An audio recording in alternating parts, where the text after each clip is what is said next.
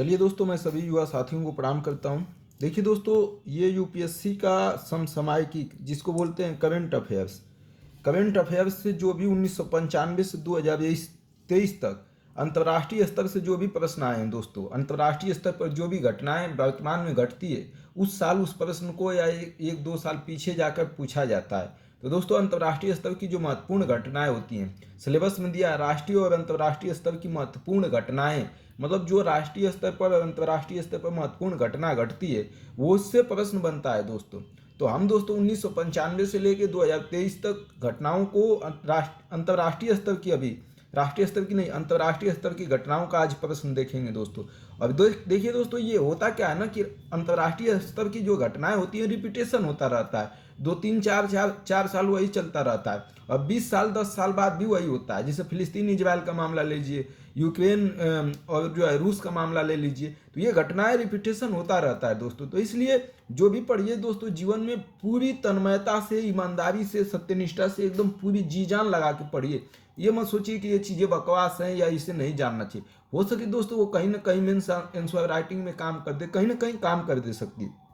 इसलिए दोस्तों जो भी पढ़ना है सही से पढ़ना है दोस्तों। हिस्ट्री, पॉलिटी और जो है इकोनॉमी और कंप्रीहेंशन का 1995 से लेकर 2023 तक मैंने वीडियोज डाल चुका हूं दोस्तों, वो आप जाके प्लेलिस्ट में वीडियो में देख सकते हैं दोस्तों। और आगे दोस्तों आज ये एक ही वीडियोज में मैं सोच रहा हूं कि अंतर्राष्ट्रीय स्तर की जितनी घटनाएं हैं करंट अफेयर्स वो 1995 से 2023 तक खत्म कर दूं दोस्तों। इसलिए आप जो है आगे अब बढ़ते हैं दोस्तों, ज़्यादा समय भी नुकसान न करते हुए। देखिए दोस्तों, पहला दिया है प्रश्न 1995 में पूछा है आईएएस में, सूची फर्स्ट को सूची सेकंड के साथ सम्मिलित कीजिए और सूचियों के नीचे दिए गए कूट का प्रयोग कर सही उत्तर चुनिए दोस्तों। ये दिया है अर्नेस्टो जेडिलो, उरुग्वे से अल्बर्टो फ्यूजिमोरी, ब्राजील से जूलिया। ये दोस्तों ये नाम दिया है और किस देश से संबंधित हैं ये पूछा है दोस्तों। देखिए दोस्तों, अर्नेस्टो जेडिलो 1994 में मैक्सिको के राष्ट्रपति थे। तो दोस्तों ये बहुत पुराना प्रश्न है और ये भविष्य में आने की कोई संभावना नहीं है, तो इसको हम लोग छोड़ देते हैं। ठीक, इसको कोई करने का मतलब नहीं है। अब उस समय के राष्ट्रपति से हमारा क्या मतलब है, और अब आने वाला भी नहीं है, तो उस समय के जो राष्ट्रपति थे वो पूछ रहा है, तो इसका कोई मतलब नहीं है दोस्तों। दूसरा प्रश्न, निम्नलिखित में से किस देश ने सन 1994 में यूरोपीय संघ में सम्मिलित होने के विरुद्ध मत दिया था? किस देश ने यूरोपीय संघ में निम्नलिखित में से किस देश ने 1994 में यूरोपीय संघ में सम्मिलित होने के विरुद्ध मत दिया था? नॉर्वे ने दोस्तों, नॉर्वे ने दिया था दोस्तों 1994 में। नॉर्वे ने यूरोपीय समुदाय का सदस्य बनने से इनकार कर दिया था। अब जो है बन गया है, शायद स्वीडन भी बन गया है दोस्तों, स्वीडन भी बन गया है। स्वीडन, ऑस्ट्रिया और फिनलैंड समुदाय के सदस्य बनने के पक्ष में थे। ये दोस्तों अभी भी रिलेवेंट है और ये अभी भी मतलब ये घटनाएं जो है महत्वपूर्ण है दोस्तों, तो इसको थोड़ा सा दिमाग में रखिए दोस्तों। 1994 में नॉर्वे ने यूरोपीय समुदाय का सदस्य बनने से इनकार कर दिया था। ठीक है, यूरोपीय नहीं दोस्तों, नाटो का ये तो मामला चल रहा है, यूरोपीय संघ का छोड़िए दोस्तों, इसका भी कोई रिलेवेंट नहीं है, कोई मतलब नहीं है दोस्तों। बस जानते रहिए कि वो घटना 1994 में महत्वपूर्ण थी करंट अफेयर से, तो इसलिए 1995 में पूछा। सुमेकर लेवी 9 धूमकेतु किस ग्रह से टकराया था? यह भी दोस्तों कोई मतलब नहीं है, जानना चाहते हैं तो जान लीजिए। ये जो है टकराया था दोस्तों बृहस्पति से, तो कोई मतलब नहीं है दोस्तों। रासायनिक शस्त्र पर प्रतिबंध लगाने वाली संधि पर हस्ताक्षर करने वालों में सम्मिलित है दोस्तों। इसमें कौन कौन सम्मिलित है ये जान लीजिए, ये महत्वपूर्ण है दोस्तों। रासायनिक शस्त्रों पर प्रतिबंध लगाने वाले संधि पर हस्ताक्षर करने वालों में संधि पर हस्ताक्षर कौन कौन देश किया है दोस्तों? अप्रैल 1997 में रासायनिक हथियारों पर प्रतिबंध लगाने वाली संधि पर हुए हस्ताक्षर थे। इस संधि पर 160 देशों ने हस्ताक्षर किए थे दोस्तों, जिसमें भारत, रूस, अमेरिका, ईरान और इजराइल सम्मिलित हैं दोस्तों। भारत, रूस, अमेरिका, ईरान और इजराइल भी सम्मिलित थे दोस्तों। रासायनिक शस्त्रों पर प्रतिबंध लगाने के लिए 160 देशों ने 1997 में हस्ताक्षर किए थे, जिसमें भारत, रूस, अमेरिका, ईरान और इजराइल सम्मिलित थे। तो इसका ऑप्शन क्या हो जाएगा दोस्तों? ए ऑप्शन हो जाएगा ए। पांचवा का दोस्तों देखते हैं, निम्नलिखित देशों में से किस एक देश के प्रधानमंत्री का चयन शाही युवराज द्वारा ऐसे 3 प्रत्याशियों की सूची में से किया जाता है जो उसके समक्ष फ्रांस के राष्ट्रपति द्वारा प्रस्तुत किए जाते हैं। ये भी वो दोस्तों खत्म है इसकी भी कहानी। जो भविष्य में आने की संभावना है, चाहे जिसका भविष्य में महत्व है, वैसे ही प्रश्नों को हम कराएंगे दोस्तों। फालतू के प्रश्न में हम समय नुकसान नहीं करेंगे, क्योंकि यूपीएससी की तैयारी कर रहे हैं आप, तो एक एक सेकंड आपके जीवन का महत्वपूर्ण है और जो है सही जगह लगाने की जरूरत है। फालतू जगह लगाएंगे तो फिर पीछे रह जाएं। विश्व का द्रुततम कंप्यूटर निष्पादित कर पाया दिसंबर 96 की स्थिति क्या थी दोस्तों? तो ये थोड़ा मोड़ा जान लीजिए दोस्तों। ये थी 10 पर घाते 12 गणना करने के लिए थी दोस्तों, दिसंबर 96 में, 1996 में। ठीक, अगला दोस्तों, film the making of Mahatma के निर्देशक हैं। ये दोस्तों हो सके कभी पूछा जा सकता है, वैसे तो कम चांस है, लेकिन फिर भी अब आ गया है तो थोड़ा सा दिमाग में रख ही लीजिए। ये है दोस्तों Shyam Benegal. The making of Mahatma, the making of Mahatma के लेखक कौन है? श्याम बेनेगल। याद कर लीजिए दोस्तों, कभी भविष्य में मिलान उलान करने के लिए आ ही जाएगा। अनुपम खेर ने महात्मा गांधी की भूमिका निभाई थी, लेकिन अब कैरेक्टर बहुत बेकार है दोस्तों अनुपम खेर का, लेकिन उस समय वो निभाए थे। तो द मेकिंग ऑफ महात्मा किसका है? श्याम बेनेगल का, सी ऑप्शन हो जाएगा। अगला, वर्ष 1996 में चलाया गया एक प्रमुख स्वास्थ्य मिशन था। 1996 में चलाया गया था प्रमुख स्वास्थ्य मिशन पल्स पोलियो प्रतिरक्षण दोस्तों। 1996 में चलाया गया था। इसके बारे में देख लेते हैं दोस्तों। पोलियो का अभी भी वो कभी चलता ही रहता है कभी न कभी। वही तो वर्ष 1996 में पल्स पोलियो अभियान बच्चों के लकवे से बचाने के अभियान था दोस्तों। लकवा मार देता था लोगों को। एक प्रमुख स्वास्थ्य मिशन था जिसका लक्ष्य था भारत को पोलियो से मुक्त करना था। यह अभियान वर्तमान में भी निरंतर चल रहा है। 1996 में पल्स पोलियो प्रतिरक्षा था दोस्तों। आगे देखिए दोस्तों, ये दिया है चित्र। संयुक्त सूचकांक बहुराष्ट्रीय नियमों का व्यवहार। 15 दिन की अवधि का कल्पित शेयर बाजार सूचकांक व्यवहार, जिसके अंतर्गत चुनी हुई कंपनियों के, जिसमें कुछ बहुराष्ट्रीय निगम भी सम्मिलित हैं, बाजार मूल्यों का भारित औसत है। आलेख में दर्शाया गया है कि उसी अवधि में कंपनियों का व्यवहार दूसरे आलेख में दर्शाया गया है। निम्नलिखित में से कौन सा एक सार्थक निष्कर्ष है? ये दर्शाया है दोस्तों, कंपनी प्रदर्शित अवधि में बहुराष्ट्रीय कंपनियों के शेयर अपेक्षाकृत तेजी से गिरे हैं। देखिए दोस्तों, संयुक्त सूचकांक है, बहुराष्ट्रीय नियमों का व्यवहार है दोस्तों। ये जो है देखिए, संयुक्त सूचकांक में 3200, फिर 3100, फिर यहाँ 2900, 2800 से फिर ऊपर गया और फिर ये नीचे गया। तो दोस्तों इसमें बताना है कौन सा सही है। 12वें दिन भारत दूसरा दिया प्रत्येक। देखिए दोस्तों, इसका ऑप्शन डी है। 12वें दिन बाजार पुनर्स्थान के पक्ष में जो भी कारण रहा हो वह केवल गैर बहुराष्ट्रीय निगम कंपनियों से प्रासंगिक प्रतीत होता है। 12वें दिन दोस्तों, 12वें दिन जो है, छोड़िए दोस्तों, ये अब कोई मतलब नहीं है इसका, आए होएगा नहीं, झूठे टाइम वेस्ट करने का कोई मतलब। बिशप कार्लोसो फिलिप जिमेंस बेलो तथा योस रामोसो होर्टा, जिन्होंने सन 1996 को नोबल शांति पुरस्कार संयुक्त रूप से प्राप्त किया था, वे किसके निमित्त किए गए कार्य के लिए ज्ञात थे दोस्तों?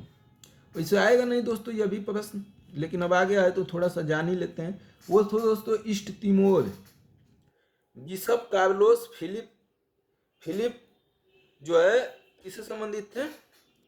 ईस्ट तिमोर से। बस इतना ही जान लीजिए उससे आने का। निम्नलिखित में से किस देश ने लगभग द्विदलीय पद्धति विकसित कर ली है दोस्तों? श्रीलंका में द्विदल है, बांग्लादेश, म्यांमार, पाकिस्तान। अब छोड़िए दोस्तों, इसका कोई मतलब नहीं रह गया। निम्नलिखित में से किस एक देश में सरकार को गिराने के लिए विधानमंडल द्वारा पारित अविश्वास प्रस्ताव तभी वैध होता है जब विधानमंडल उसी समय बहुमत प्राप्त कर उत्तरवर्ती सरकार का चयन कर सके? क्या बोल रहा है? निम्नलिखित में से किस एक देश में सरकार को गिराने का, ये अभी छोड़िए दोस्तों, अभी इसका कंडीशन बदल गया होगा, 1997 का क्वेश्चन। उस देश में आनुपातिक प्रतिनिधित्व आवश्यक नहीं है। जहां आनुपातिक प्रतिनिधित्व आवश्यक नहीं है, कहाँ नहीं है? कोई आरक्षित निर्वाचन क्षेत्र, द्विदलीय प्रणाली विकसित हुई है, पहले आए सब ले जाए, फर्स्ट पास्ट दी पोस्ट पद्धति प्रचलित है, राष्ट्रपति और संसदीय शासन पर कहाँ जो है दोस्तों आनुपातिक प्रतिनिधित्व आवश्यक नहीं होता है दोस्तों। 14 का ऑप्शन बताइए दोस्तों, पॉलिटी का सवाल है लेकिन इसमें ले आके रख दिया है दोस्तों। आनुपातिक प्रतिनिधित्व प्रणाली के अंतर्गत चुनाव में कुल डाले गए मतों में से एक उम्मीदवार को 50% से अधिक मत प्राप्त करने होते हैं। ठीक है, इस व्यवस्था के अंतर्गत विधायी संस्था में स्थान की संख्या दल को मिलने वाले मतों के अनुपात में जितना संभव हो उतना निकट होता है। मतलब दोस्तों 50% प्राप्त करना पड़ता है, आनुपातिक प्रतिनिधित्व आवश्यक नहीं है दोस्तों। तो उस देश में आनुपातिक प्रतिनिधित्व नहीं है जहाँ कहाँ नहीं है दोस्तों, मतलब आनुपातिक प्रतिनिधित्व आवश्यक नहीं है। कहाँ आवश्यक नहीं है? तो द्विदलीय प्रणाली विकसित हुई है, जहाँ द्विदलीय प्रणाली है वहाँ आनुपातिक प्रतिनिधित्व स्थित नहीं है, जरूरत नहीं होती है। आनुपातिक प्रतिनिधित्व प्रणाली के अंतर्गत चुनाव में कुल डाले गए जितना वोट डाला जाएगा, डाले गए मतों में से एक उम्मीदवार को 50% से अधिक मत प्राप्त करने होते हैं। इस व्यवस्था के अंतर्गत विधायी संस्था में स्थानों की संख्या, जो स्थान होता है विधानसभा में, दलों को मिलने वाले मतों के अनुपात में जितना संभव हो उतना निकट होता है। मतलब जितना अधिक जिसको वोट मिलेगा उतना वो जो है सीटें जीतेगा। आनुपातिक प्रतिनिधित्व मतलब ये अलग अलग देशों में अलग अलग तरीका का है दोस्तों। और अभी तो ये मतलब तो ये कहाँ विकसित नहीं है, यहाँ पर आवश्यकता नहीं होती है दोस्तों, आनुपातिक प्रतिनिधित्व की आवश्यकता नहीं होती है। द्विदलीय प्रणाली विकसित हुई है वहाँ पर। छोड़िए दोस्तों इसको भी छोड़िए, ये जो है सब ये 1997 का प्रश्न है। अगला देखते हैं। जो दोस्तों जो प्रश्न महत्वपूर्ण होगा, भविष्य में आने की कोई संभावना होगी, उसी पर हम ध्यान देंगे। बाकी दोस्तों हम लोग इसलिए ये प्रश्नों को देख रहे हैं ना कि भविष्य में हम ये जान सकें कि प्रश्न पूछे कैसे गए हैं, अंतर्राष्ट्रीय स्तर से प्रश्न कैसा कैसा पूछा जाता है 2023 तक, इसलिए दोस्तों। लेकिन इसका मतलब ये नहीं कि हम जो है फालतू का टाइम जो है हर प्रश्न पर बर्बाद करते जाएंगे, नहीं दोस्तों। बस ये जानना चाह रहे हैं कि प्रश्न पूछे कैसे गए हैं, कैसा। निम्नलिखित में से किस देश में संसद के दोनों सदनों में 75% सीट पहले आए सब ले जाए फर्स्ट पास्ट द पोस्ट पद्धति द्वारा शेष 25% सीटें निर्वाचन की आनुपातिक प्रतिनिधित्व पद्धति द्वारा भरी जाती है? देखिए दोस्तों, फर्स्ट पास्ट द पोस्ट का मतलब होता है ना कि आपको जितना चुनाव होगा, आप खड़े हो गए चुनाव में फर्स्ट पास्ट द पोस्ट में, उसमें आपको कितने वोट मिले इससे मतलब नहीं होता है। आपको जो आपका विपक्षी दल है उससे ज्यादा वोट मिलना चाहिए। आपको कितना वोट मिले, कम वोट मिले, ज्यादा वोट मिले, 50% से अधिक मिले, 50% से कम मिले, इससे कोई मतलब नहीं होता। फर्स्ट पास्ट द पोस्ट में पहले आए पहले पाए, मतलब आपको अगर ज्यादा वोट मिल गए आपके विपक्षी से तो आप चुनाव जीत गए। पहले आए सब ले जाए फर्स्ट पास्ट द पद्धति द्वारा शेष 25% सीटें निर्वाचन की आनुपातिक प्रतिनिधि पद्धति द्वारा भरी जाती है। कौन सा है दोस्तों ये? इटली में दोस्तों, इटली में सरकार बहुत अस्थिर रहती है। स्थिरता पर नियंत्रण रखने के लिए द्विसदनीय प्रणाली का अपनाया गया है।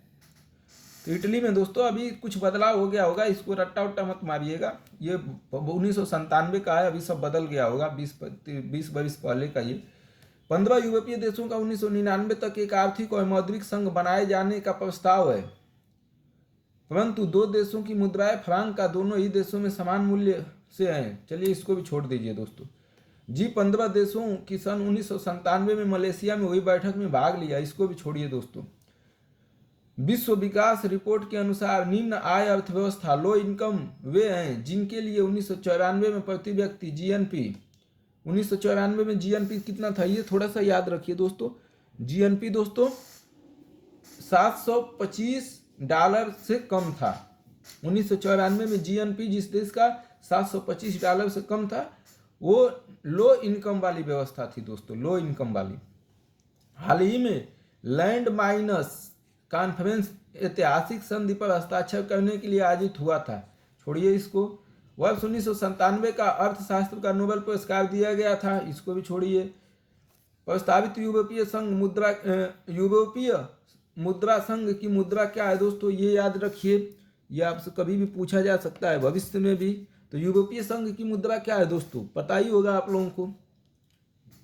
यूरो है दोस्तों, यूरो। 1997 में यूरो है दोस्तों।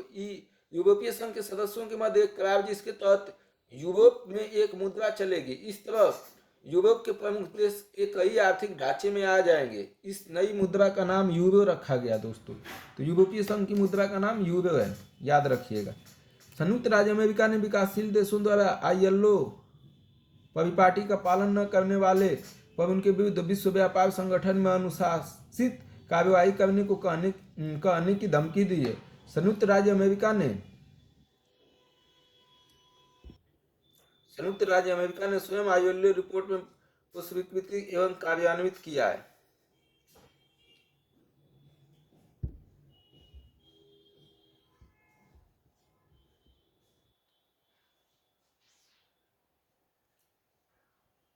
ILO इसके बारे में थोड़ा सा जान लेते हैं दोस्तों, होता क्या है। ILO 22 का देखिए दोस्तों। संयुक्त राज्य ILO मतलब इंटरनेशनल लेबर ऑर्गेनाइजेशन, अंतर्राष्ट्रीय श्रम संघ अंतर्राष्ट्रीय आधारों पर मजदूरी तथा श्रमिकों के हितों की रक्षा के लिए नियम बनाता है। यह संयुक्त राष्ट्र की विशेष संस्था है। ILO संयुक्त राष्ट्र की विशेष संस्था है दोस्तों, विशेष संस्था है, ठीक, विशेष संस्था है ILO, ठीक है। हाल ही में संयुक्त राज्य अमेरिका ने विकासशील देशों द्वारा ILO परिपाटी का पालन न किए जाने पर उनके विरुद्ध विश्व व्यापार संगठन में अनुशासित कार्रवाई करने को कहा है। चलिए, इसको भी कोई मतलब नहीं है, छोड़िए। देखिए दोस्तों, जो प्रश्न इंपॉर्टेंट होगा भविष्य के लिए, चाहे महत्वपूर्ण होगा, उसी को हम बताएंगे। बाकी फालतू की चीजें पढ़ के दिमाग में रख के क्या करेंगे आप। भूमंडलीय तापन या विचार विमर्श के लिए विश्व पर्यावरण सम्मेलन का सन 1997 में आयोजन कहाँ किया गया था। ये अभी तो कोई ज़्यादा वो नहीं है दोस्तों, लेकिन 1997 में दोस्तों कई बार हमने पढ़ा दिया है परिस्थिति और पर्यावरण में कि 1997 में क्योटो प्रोटोकॉल में किया गया था दोस्तों। कहाँ किया गया था, याद रखिए दोस्तों, हो सके कभी भी पूछा जा सकता है। विश्व पर्यावरण सम्मेलन ग्लोबल वार्मिंग पर चर्चा के लिए 1997 में जापान के क्योटो शहर में जो है आयोजित किया गया था। तो ऑप्शन डी हो जाएगा। भूमंडलीय तापन या विचार विमर्श के लिए विश्व पर्यावरण सम्मेलन सन 1997 में आयोजित किया गया था क्योटो में। आर्थिक रूप से सक्रिय स्त्रियों की संख्या जिनमें विद्यार्थी और महिलाएं सम्मिलित नहीं है, जो अपने घरों पर ही घरेलू काम काज करती हैं। कार्यशील आयु की सामान्यतः 15 से 64 वर्ग की कार्यशील आयु की जनसंख्या उम्र कितनी होती है दोस्तों, 15 से 64 के बीच होती है। इसको याद रखिए, कभी पूछा जा सकता है। सभी स्त्रियों के रूप में वर्ष 1996 में सर्वाधिक थी। सबसे ज्यादा जो है कार्यशील स्त्रियां 1996 में कहाँ काम कर रही थी दोस्तों, किस देश में, चीन में दोस्तों। इसलिए चीन फट से आगे बढ़ गया, महिलाओं को भी काम करने में लगा रखा था।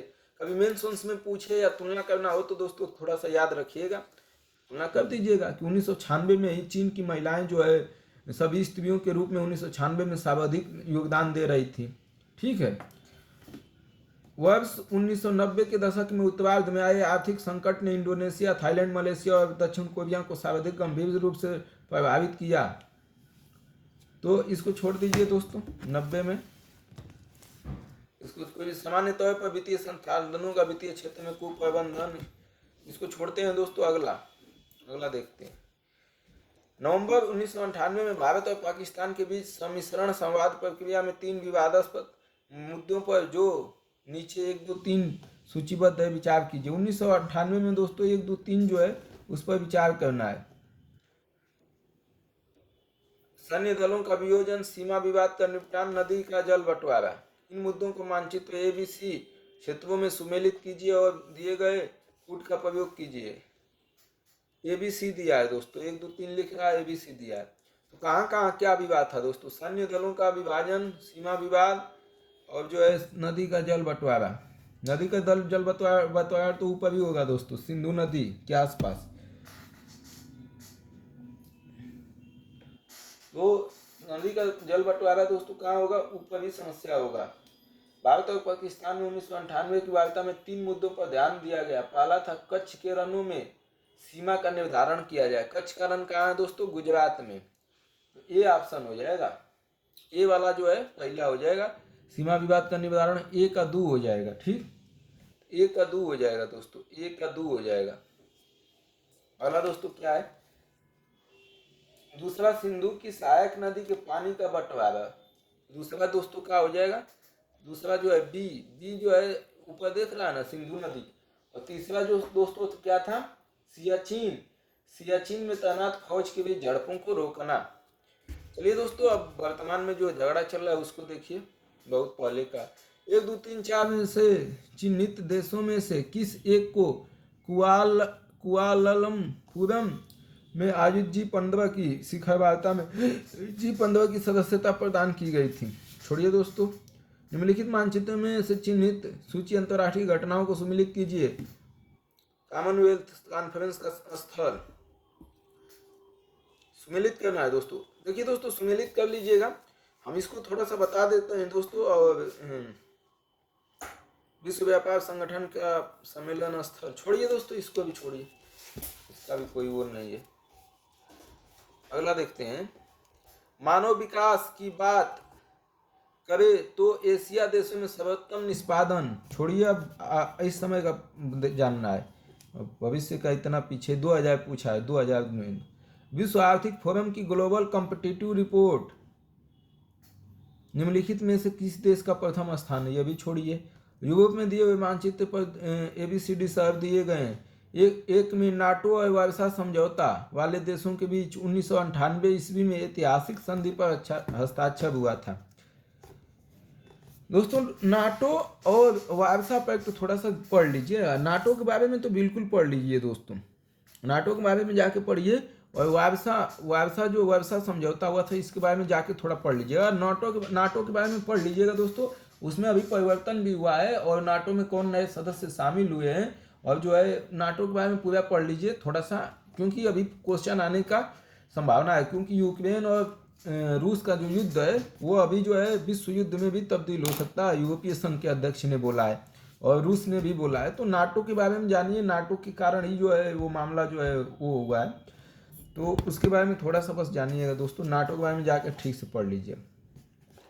वर्ल्ड डेवलपमेंट रिपोर्ट 2001 का मूल विषय क्या था, कुछ भी रहा हो दोस्तों 2001 का, अब जान के क्या करेंगे, 2022 के 23 का जानने की जरूरत है। तो इसको हम छोड़ते हैं, इसको हम जो है छोड़ेंगे, इसका कोई मतलब नहीं है अभी हमारे लिए। अगला 34वां, निम्न देशों में से किस एक का प्रति व्यक्ति GDP न्यूनतम है, इसको भी छोड़िए। एक भूकंप के कारण हुए एक बड़े भूस्खलन में जनवरी 2001 में सैकड़ों लोग मारे गए, इसको भी छोड़ दीजिए। सूची और राष्ट्रपति, इसको भी छोड़ दीजिए। किस देश ने नोबेल शांति पुरस्कार जीता, इसको भी छोड़िए। अगला दोस्तों, हाल ही में सैकड़ों दक्षिण अफ्रीकी सैनिक बुरुंडी भेजे गए हैं, इसको भी छोड़ दीजिए। प्राय चर्चा में रहने वाला बर्बर भाषी समुदाय रहता है, इसको थोड़ा सा जान लीजिए दोस्तों, क्योंकि बर्बर भाषी समुदाय जो है कभी कभार जो है चर्चा में रहा है, तो कुछ रहा होगा कुछ उस समय मामला, लेकिन फिर भी हम थोड़ा सा जान लेते हैं कि कभी अगर बर्बर जाति समुदाय के बारे में आ जाए तो हम कम से कम जानते रहें। तो 39 का हो जाएगा दोस्तों, अल्जीरिया में। बर्बर भाषी समुदाय कहाँ है, अल्जीरिया में है दोस्तों। निम्नलिखित देशों पर विचार कीजिए, इनमें से कौन सा देश भी युद्ध से प्रभावित चल रहा है। सूडान चल रहा है दोस्तों अभी वर्तमान में भी, उस समय कौन चल रहा था, 2002 में भी चल रहा था क्या, 2002 में कौन चल रहा था दोस्तों, 2002 में भी 1, 2, 3, 4 सब थे दोस्तों 2002 में। Angola, Colombia, Congo, Sudan, Sudan में अभी भी स्थिति वही है दोस्तों, ठीक है। तो इसको छोड़िए। Asia Pacific economic corporation forum 2001 में आयोजित किया गया था, कोई जरूरत नहीं। वर्ष 2001 में भारत में तजाकिस्तान को $5 मिलियन देने का प्रस्ताव था, यह भी छोड़िए। सितंबर 2002 में जोहान्सबर्ग में आयोजित होने वाली सभी देशों में विश्व शिखर सम्मेलन का विषय था, इसको भी छोड़िए। देश और राष्ट्रपति, इसको भी छोड़ दीजिए। वर्ष 2001 में नासा ने मंगल ग्रह के लिए जो अंतरिक्ष यान छोड़ा गया उसका नाम क्या था, अब ये पूछागा नहीं। हाल ही के वर्षों में जिम्बाब्वे में हुई अशांति और हिंसा का मुख्य कारण क्या था दोस्तों, तो इसको भी छोड़ दीजिए, हाल ही की घटना है, 2002 का पूछ रहा है दोस्तों। जो महत्वपूर्ण होगा उसको हम नहीं छोड़ेंगे, टेंशन मत लीजिए। जो भी भविष्य में लगेगा थोड़ा सा भी कि आ सकता है वो हम नहीं छोड़ेंगे। बाकी दोस्तों इसका पढ़ने का कोई मतलब नहीं है, फालतू का टाइम वेस्ट करके क्या करेंगे। बास्का समुदाय के लोग जो अपनी अलगाववादी गतिविधियों के कारण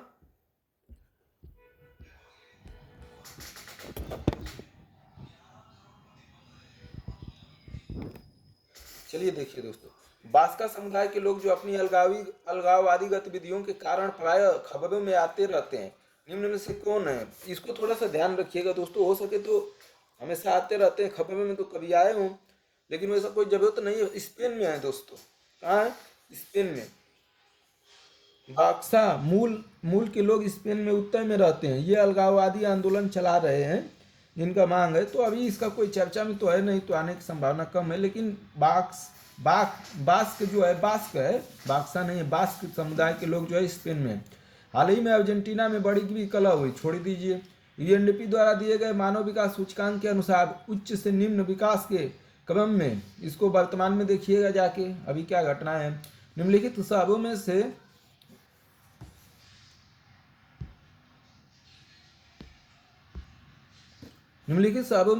वे हाल ही में चर्चा में थे। कौन से देश सम्मिलित हैं? इसको छोड़िए। निम्नलिखित में से किसमें हेमा तथा लेंडू समुदाय के बीच जातीय हिंसा के कारण सैकड़ों लोग मारे गए? तो इसको भी छोड़ दीजिए। हाल ही में अंतर्राष्ट्रीय चर्चा में राज सर्बिया के आने का कारण क्या था? इसको भी छोड़िए। चेचन्या के हाल ही में चर्चा का विषय होने का क्या कारण था? चेचन्या दोस्तों रूस का एक प्राइवेट जो है सैनिक संगठन है। बस इतना जान लीजिए, काफ़ी है। निम्नलिखित में से कौन से देश के प्रधानमंत्री की वर्ष 2003 में हत्या कर दी? इसको छोड़िए। मई 2003 में 40 से अधिक राष्ट्र सरकारों ने प्रमुख को व्लादिमीर पुतिन ने निमंत्रण किया था। इसको भी छोड़िए। अगला देखते हैं दोस्तों। वर्ष 2003 में चिकित्सा शास्त्र के नोबेल पुरस्कार के विजेता पॉल वाटर तथा पॉल, इसको भी छोड़िए। 2003 में एल्सन रिचर्ड निम्नलिखित में से कौन से विश्वविद्यालय की महिला कुलपति? अभी छोड़िए। अमेरिका के राष्ट्रपति जॉर्ज डब्ल्यू बुश निम्नलिखित में से कौन से अमेरिकी राज्य से हैं? इसको भी छोड़िए। निम्नलिखित लेखकों में से किसको बुकर पुरस्कार 2 बार मिला है दोस्तों? बुकर पुरस्कार, इसको भी छोड़ दीजिए। सियारी एवानी जिन्हें 2003 में नोबेल शांति, इसको भी छोड़िए। जुलाई 2004 में HIV या एड्स का विश्व का अब तक का सबसे बड़ा अधिवेशन कहाँ हुआ? इसको भी छोड़िए। हाल ही में निम्नलिखित देशों में से किसमें भारत ने बौद्ध मंदिर के निर्माण के लिए प्रस्ताव रखा है? 2005 में, इसको भी छोड़िए। वर्ष 2004 में निम्नलिखित में से किस एक ने उष्णकटिबंधीय जीन तूफान द्वारा उत्पन्न आप्लावन सर्पी कीचड़ के कारण सैकड़ों लोगों की, यह भी छोड़िए। साविया जनजाति के लोग जो हाल ही में चर्चा में थे। देखिए दोस्तों, अब ये कोई रिलेवेंट तो नहीं है, लेकिन साविया जनजातियों के बारे में थोड़ा मोड़ा कुछ जानते रहिए, कभी पूछ सकता है जनजातियों के बारे में। वैसे कोई ज़रूरत नहीं है, लेकिन थोड़ा जनजाति जो है, कहाँ की कौन सी जनजाति है, इसके विषय में थोड़ा सा जानने से लाभ होगा दोस्तों, क्योंकि कभी कभी मेंस में भी पूछ देता है कि जनजातियों का नाम बताइए। तो सहारिया जनजाति के लोग राजस्थान से हैं दोस्तों। कहाँ से हैं? राजस्थान से। तो सी ऑप्शन हो जाएगा। प्रतिष्ठित और उपलब्ध कैसे जाने जाते हैं? डिक्की डोमा दक्षिण रंग भेद की नीची के विरुद्ध, इसको भी छोड़ दीजिए दोस्तों, इसका भी कोई मतलब नहीं। निम्नलिखित में से विश्व का पहला देश जिसने भूमंडलीय तापन के प्रतिकरण के लिए कार्बन टैक्स लगाने का प्रस्ताव रखा? हाँ दोस्तों, इसको थोड़ा सा याद रखिए, ज़्यादा नहीं। न्यूजीलैंड दोस्तों, 2006 में पूछा था। न्यूजीलैंड विश्व का पहला देश था जिसने भूमंडलीय तापन के प्रतिकरण के लिए कार्बन टैक्स लगाने का प्रस्ताव रखा था दोस्तों, न्यूजीलैंड। अभी आ सकता है, कभी भविष्य में पूछ सकता है। इसके बाद 67 वर्ष 2006 में अकादमी पुरस्कारों के लिए भारत की ओर से अधिकृत रूप से भाग लेने वाले फिल्म का निर्देशन, इसको भी छोड़ ही दीजिए। ये 2006 का घटना है दोस्तों, इसलिए 2006 में ही पूछ दिया है, समझ रहे हैं ना। 2006 की घटना 2006 में, तो अभी हमारा कोई लेना देना नहीं। मेडिसिन साइंस फ्रंटियर्स क्या है दोस्तों? मेडिसिन साइंस फ्रंटियर क्या है दोस्तों? इसको थोड़ा सा जान लीजिए दोस्तों। ये कभी कभार जो है, मेडिसिन साइंस फ्रंटियर्स विश्व भर में बिना किसी भेदभाव के चिकित्सा सुविधा प्रदान करती है। पूरे दुनिया में जो है चिकित्सा सुविधा देती है मेडिसिन साइंस फ्रंटियर्स। तो दोस्तों ये इसका हो जाएगा बी ऑप्शन। एक ऐसा गैर सरकारी संगठन जो अंतर्राष्ट्रीय मानवीय सहायता तथा आपातकालीन चिकित्सा सहायता प्रदान करने की विशेषता रखता है। जायद बिन सुल्तान अल नहान लंबे समय तक निम्नलिखित में से किस देश के राष्ट्रपति रहे?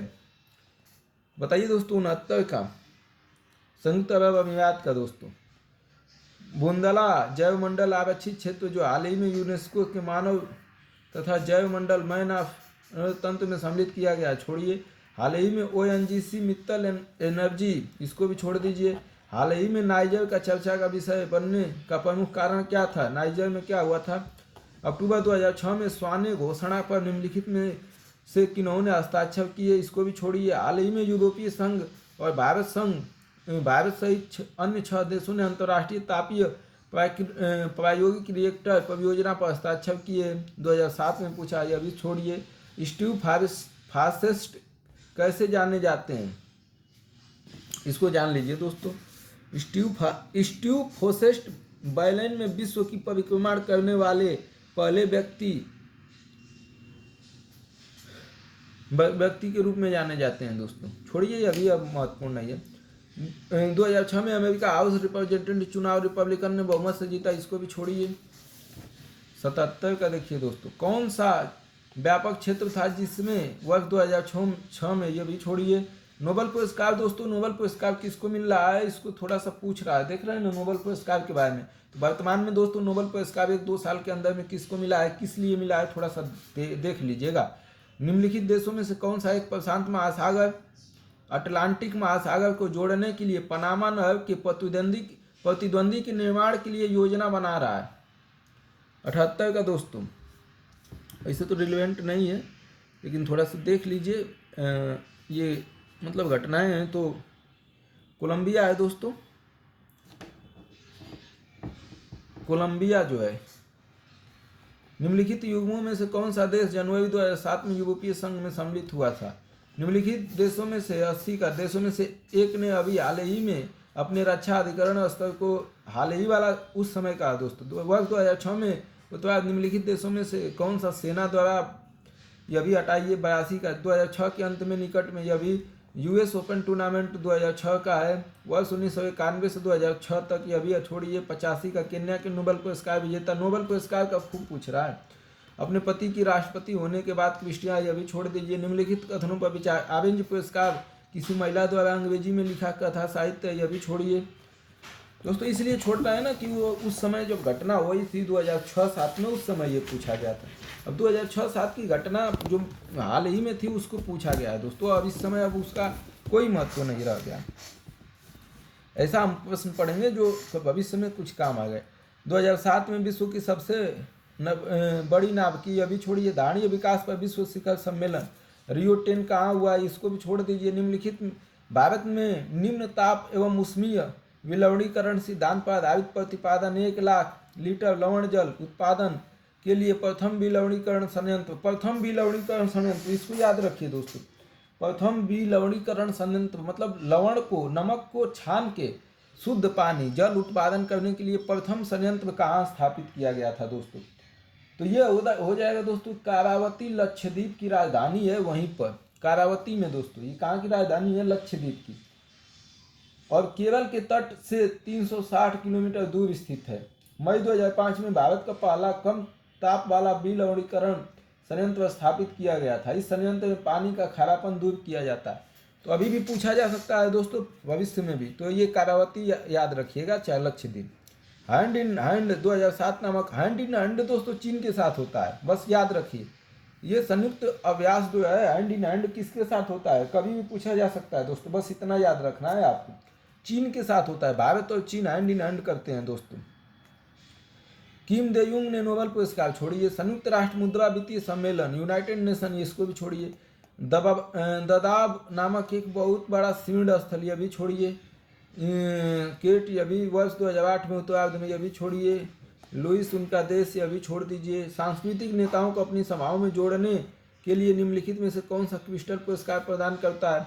हाँ, क्रिस्टल पुरस्कार कौन प्रदान करता है दोस्तों, ये कभी पूछा जा सकता है दोस्तों। क्रिस्टल पुरस्कार जो है विश्व आर्थिक संगठन द्वारा दिया जाता है, विश्व आर्थिक संगठन द्वारा क्रिस्टल पुरस्कार। तो डी हो जाएगा दोस्तों, इसको थोड़ा सा याद रखिएगा। हाल ही में समाचारों में रहे MCX, इसको छोड़ दीजिए। निम्नलिखित में से किसमें कोसावो ने अपनी स्वाधीनता की घोषणा की है? ये दोस्तों 2009 में पूछा गया था। कोसावो ने अपनी, यह भी छोड़ दीजिए। निम्नलिखित में से कौन से देश की संसद 2008 में, यह भी छोड़िए। एलिफेंट पास किसकी चर्चा, यह भी छोड़ दीजिए। दीपक पारेख कमेटी अन्य चीज़ों के साथ, इसको भी छोड़िए। विशिष्ट रक्षोपाय क्रियाविधि स्पेशल सेफगार्ड मैकेनिज्म मुहावरा विशिष्ट रक्षोपाय क्रियाविधि 104 का थोड़ा सा देख लीजिए दोस्तों, हो सके 104 का कहीं आ जाए। विश्व व्यापार संगठन एक विशिष्ट रक्षोपाय क्रियाविधि की बात करता है। कौन? विश्व व्यापार संगठन WTO, जिसमें अल्प विकसित देशों के किसानों की सुरक्षा हो पाएगी। यदि आयात का स्तर एवं पूर्व निर्धारित स्तर से अधिक हो जाए या देश में कृषि पदार्थों का मूल्य कम हो जाए तो वह देश सुरक्षा तंत्र का उपयोग कर सकता है। दोस्तों इसका ऑप्शन क्या हो जाएगा?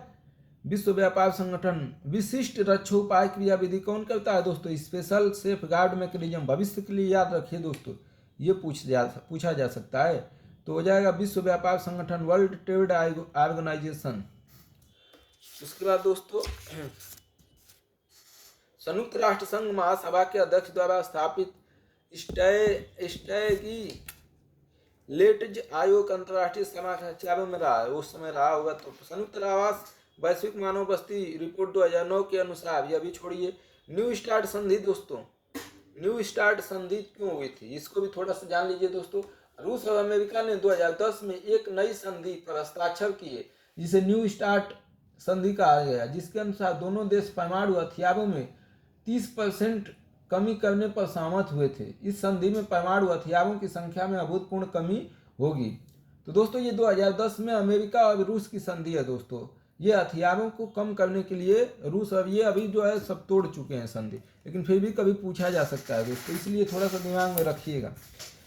अगला दोस्तों, हाल ही में संयुक्त राज्य अमेरिका ने ऑस्ट्रेलिया समूह तथा वायसेनार व्यवस्था के नाम से ज्ञात बहुपक्षीय निर्यात नियंत्रण व्यवस्था में भारत के सदस्य बनाए जाने का समर्थन देने का निर्णय लिया।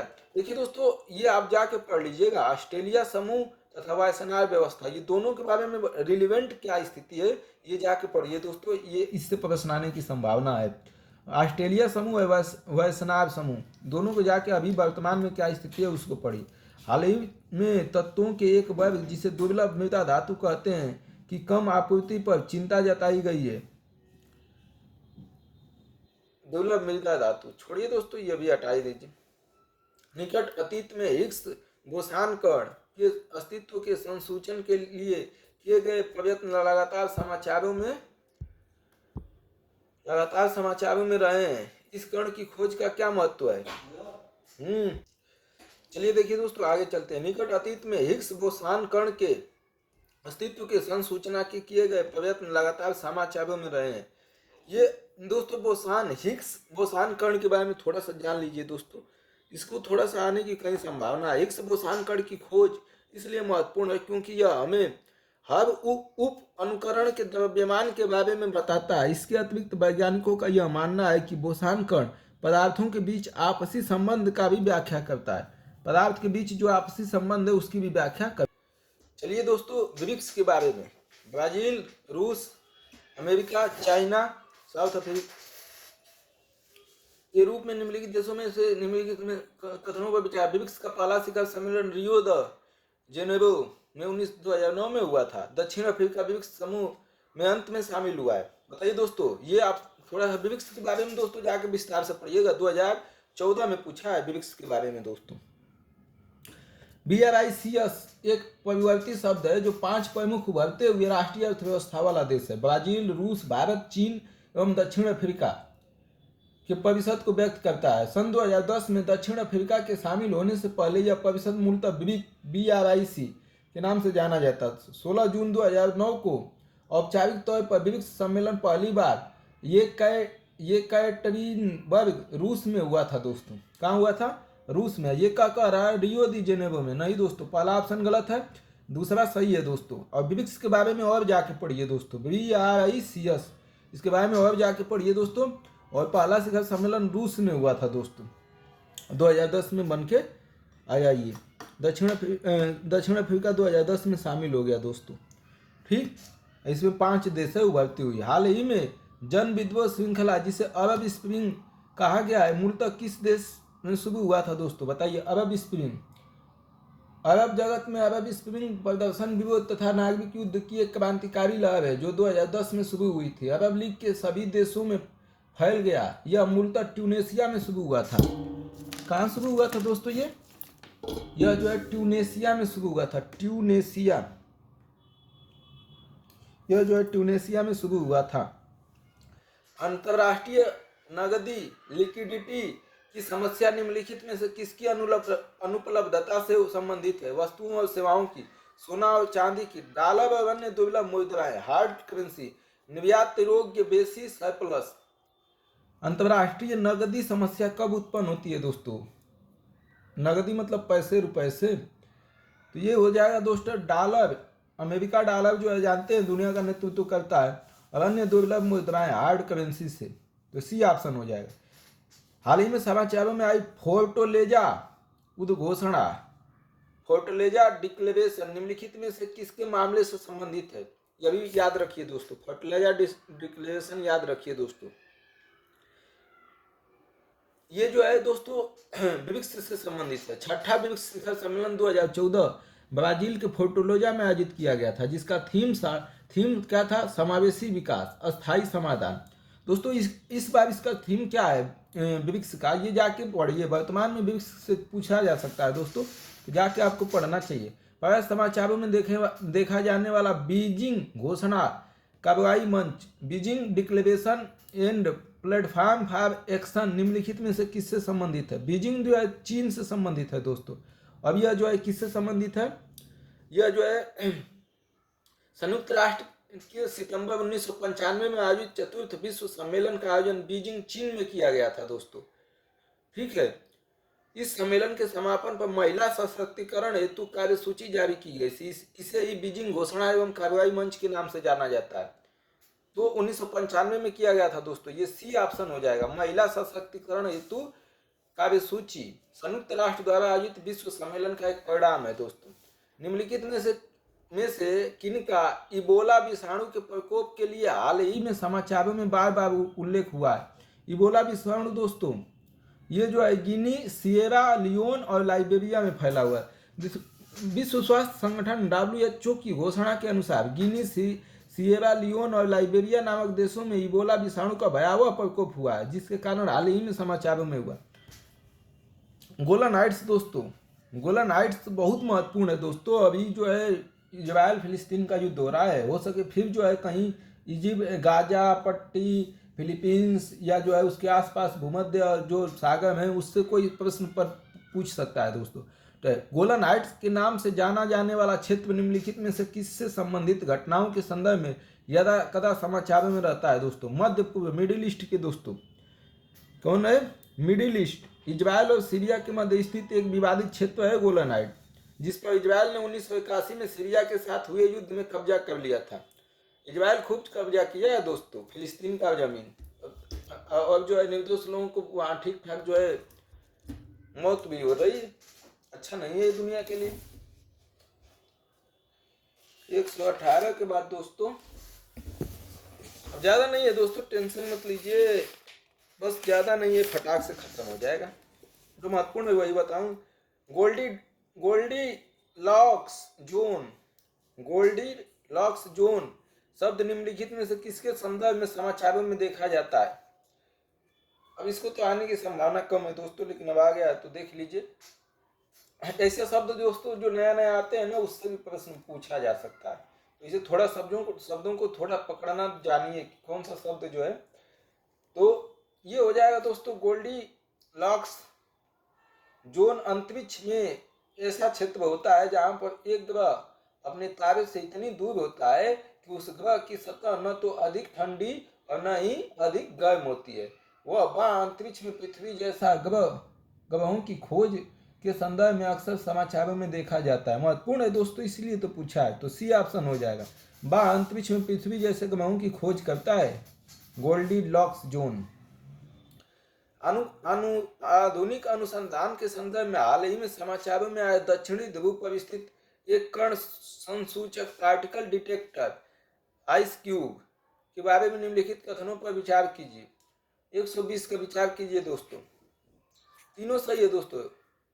यह विश्व का सबसे बड़ा बर्फ में 1 घन किलोमीटर घेरे वाला न्यूट्रोनो संसूचक न्यूट्रोनो डिटेक्टर है। यह डार्क मैटर की खोज के लिए बनी शक्तिशाली दूरबीन है। यह बर्फ में गहराई में दबा हुआ है। अब ये पूछा नहीं जाएगा दोस्तों, बस थोड़ा सा हमें इसे बता दिए। भारत ने WTO के व्यापार सुकर बनाने के करार TFA का अनुसमर्थन करता है। दूसरा, TFA WTO के बाली मंत्री स्तरीय पैकेज 2013 का एक भाग है। TFA जनवरी 2016 में प्रवृत्त हुआ था। बताइए दोस्तों क्या हो जाएगा। WTO से संबंध पूछ रहा है दोस्तों, WTO थोड़ा बढ़िया से पढ़ लीजिए और इसमें क्या मतलब वर्तमान की जो घटनाएं हो रही है, WTO रिपोर्ट है, ये सब चीजें थोड़ा जानिए। भारत द्वारा वर्ल्ड ट्रेड एग्रीमेंट के ट्रेड फैसिलिटी एग्रीमेंट TFA का मतलब होता है ट्रेड फैसिलिटी एग्रीमेंट की पुष्टि कर 22 अप्रैल 2016 को व्यापार सुलभ करार के लिए WTO के महानिदेशक को सौंप दिया था। विश्व व्यापार संगठन के सदस्यों ने 2013 के बाली व्यापार समझौते पर 2013 के बाली व्यापार जो है समझौते पर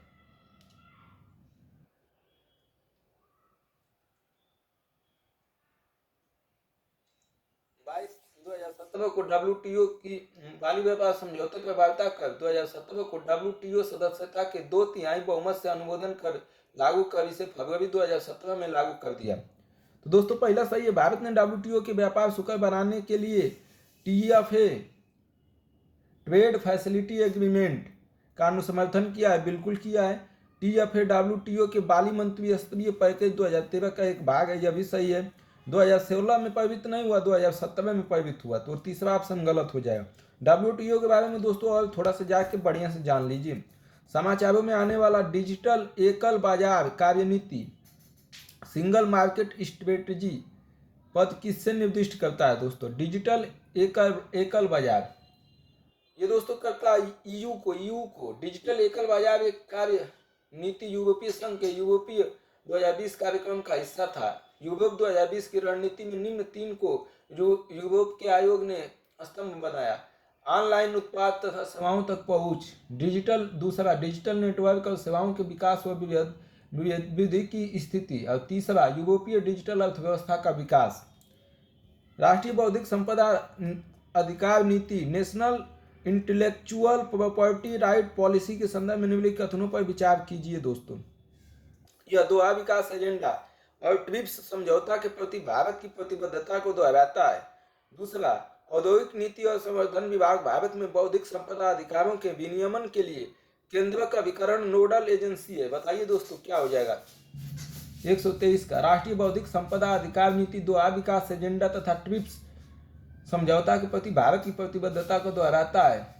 इसी कारण इस नीति को पेश किया गया था दोस्तों। राष्ट्रीय बौद्धिक संपदा नेशनल इंटेलेक्चुअल प्रॉपर्टी राइट पहला सही है दोस्तों। यह दोहा विकास एजेंडा और ट्रिप्स समझौते के प्रति भारत की प्रतिबद्धता को दोहराता है। दूसरा दोस्तों, औद्योगिक नीति और संवर्धन विभाग भारत में बौद्धिक संपदा के अधिकारों के विनियमन के लिए केंद्रक अभिकरण नोडल एजेंसी है। यह भी सही है दोस्तों, दूसरा भी सही है, तो दोनों ऑप्शन सही है दोस्तों। ठीक है, इसके अंतर्गत विविध मंत्रालय और विभागों की कार्रवाई पर DIPP department of industrial policy and promotion द्वारा निगरानी रखी जाएगी, जो भारत में IPR के कार्यान्वयन और भविष्य के विकास के समन्वय तथा मार्गदर्शन एवं निगरानी का नोडल एजेंसी है। ठीक है दोस्तों, कोई दिक्कत? अगला, भारत द्वारा चाबार बंदरगाह विकसित करने का क्या महत्व है दोस्तों? इधर जानना है ना, किसके साथ हो रहा है? ईरान के साथ हो रहा है दोस्तों। 124 का बताइए दोस्तों। भारत और ईरान के बीच चाबार बंदरगाह विकसित करने की समझौता न केवल दोनों देशों के पारस्परिक रिश्तों के लिए अहम है, बल्कि पूरे क्षेत्र के दीर्घकालीन शक्ति संतुलन के लिए भी काफी उपयोगी है। भारत के लिए इसकी रणनीतिक अहमियत इस मायने में है कि इसके जरिए उसे पाकिस्तान को बाईपास करते हुए, मतलब पाकिस्तान के रास्ते की कोई जरूरत नहीं होगी हम लोगों को, करते हुए अफगानिस्तान तक पहुंचने का एक मार्ग मिल जाएगा दोस्तों। अफगानिस्तान तक पहुंचने के लिए हमको एक मार्ग मिल जाएगा। कौन? चाबार बंदरगाह से दोस्तों। तो इसका ऑप्शन क्या हो जाएगा? सी। अफगानिस्तान और मध्य एशिया में पहुंच के लिए भारत को पाकिस्तान पर निर्भर नहीं होना पड़ेगा, इसीलिए इसका विकास किया जा रहा है। सी ऑप्शन हो जाएगा दोस्तों। अगला देखते हैं दोस्तों,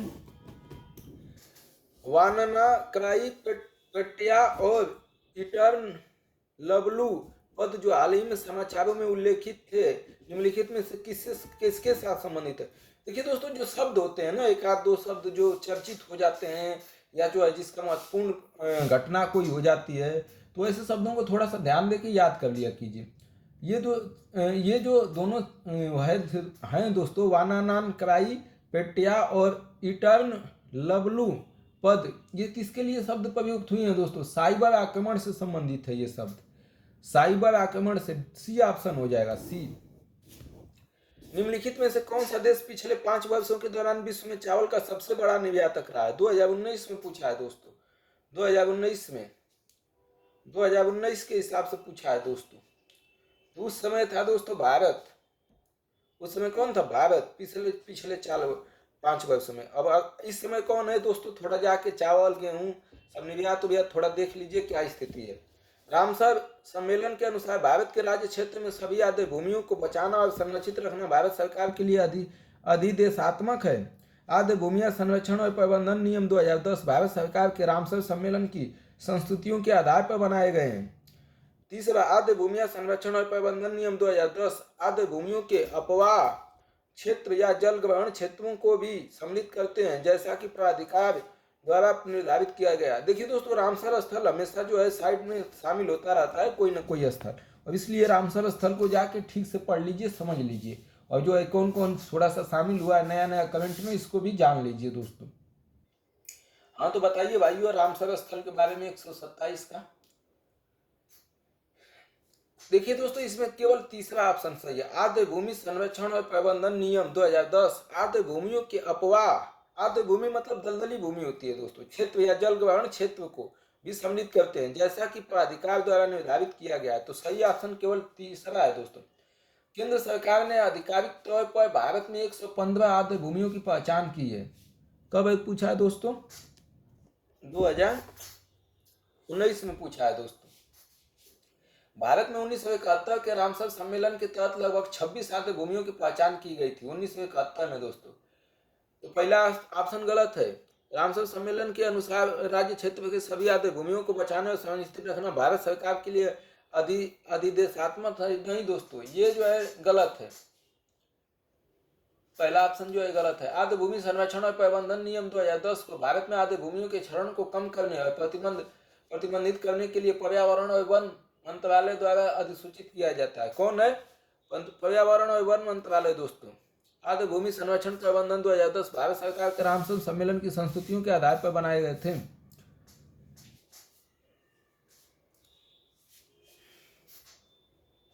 आद्य भूमि संरक्षण और आद्य भूमि प्रबंधन थे ताकि यह सुनिश्चित किया जा सके कि भारत में आद्य भूमियों का और अधिक क्षरण न हो। आद्य भूमि संरक्षण और प्रबंधन नियम 2010 रामसर कन्वेंशन की सिफारिश पर आधारित नहीं है दोस्तों। ये रामसर कन्वेंशन की सिफारिश पर आधारित नहीं है दोस्तों। दूसरा क्या दिया है दोस्तों? रामसर कन्वेंशन, इसलिए रामसर पर नहीं है दोस्तों। ये आद्य भूमि का अर्थ है एक ऐसा क्षेत्र जो दलदली, फेन, पिटलैंड या प्राकृतिक या कृत्रिम स्थायी या अस्थायी प्रवाह युक्त या ताजा खारा या नमक समुद्री पानी के क्षेत्रों सहित जिसकी गहराई कम ज्वार में 6 मीटर से अधिक न हो, 6 मीटर से ज़्यादा गहराई नहीं होनी चाहिए, जिसमें सभी अंतर्देशीय जल जैसे झीलें, जलाशय शामिल होते हैं। तालाब, बैकवाटर्स, लैगून, क्रीक्स, एस्ट्यूरी और मैनमेन कृत्रिम आद्य भूमि शामिल है, लेकिन मुख्य नदी, चैनल, धान की खेती इसमें शामिल नहीं है। मुख्य ये सब शामिल है दोस्तों। धान को फिर से मैं पढ़ देता हूँ। आद्य भूमि का अर्थ क्या है दोस्तों? आद्य भूमि किसे कहते हैं?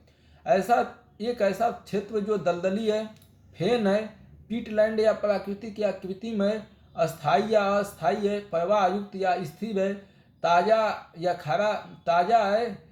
खारा या नमक है, समुद्री पानी के क्षेत्रों सहित जिसकी गहराई कम ज्वार में 6 मीटर से अधिक नहीं होती। ये है दोस्तों। 1971 के रामसर सम्मेलन के तहत लगभग 26 आद्य भूमियों की पहचान की गई थी दोस्तों। तो ऑप्शन तीसरा सही हो जाएगा दोस्तों। रामसर कन्वेंशन के बारे में जाके पढ़ लीजिए, नया नया जो शामिल हुआ है और क्या स्थिति है दोस्तों, पढ़ लीजिए।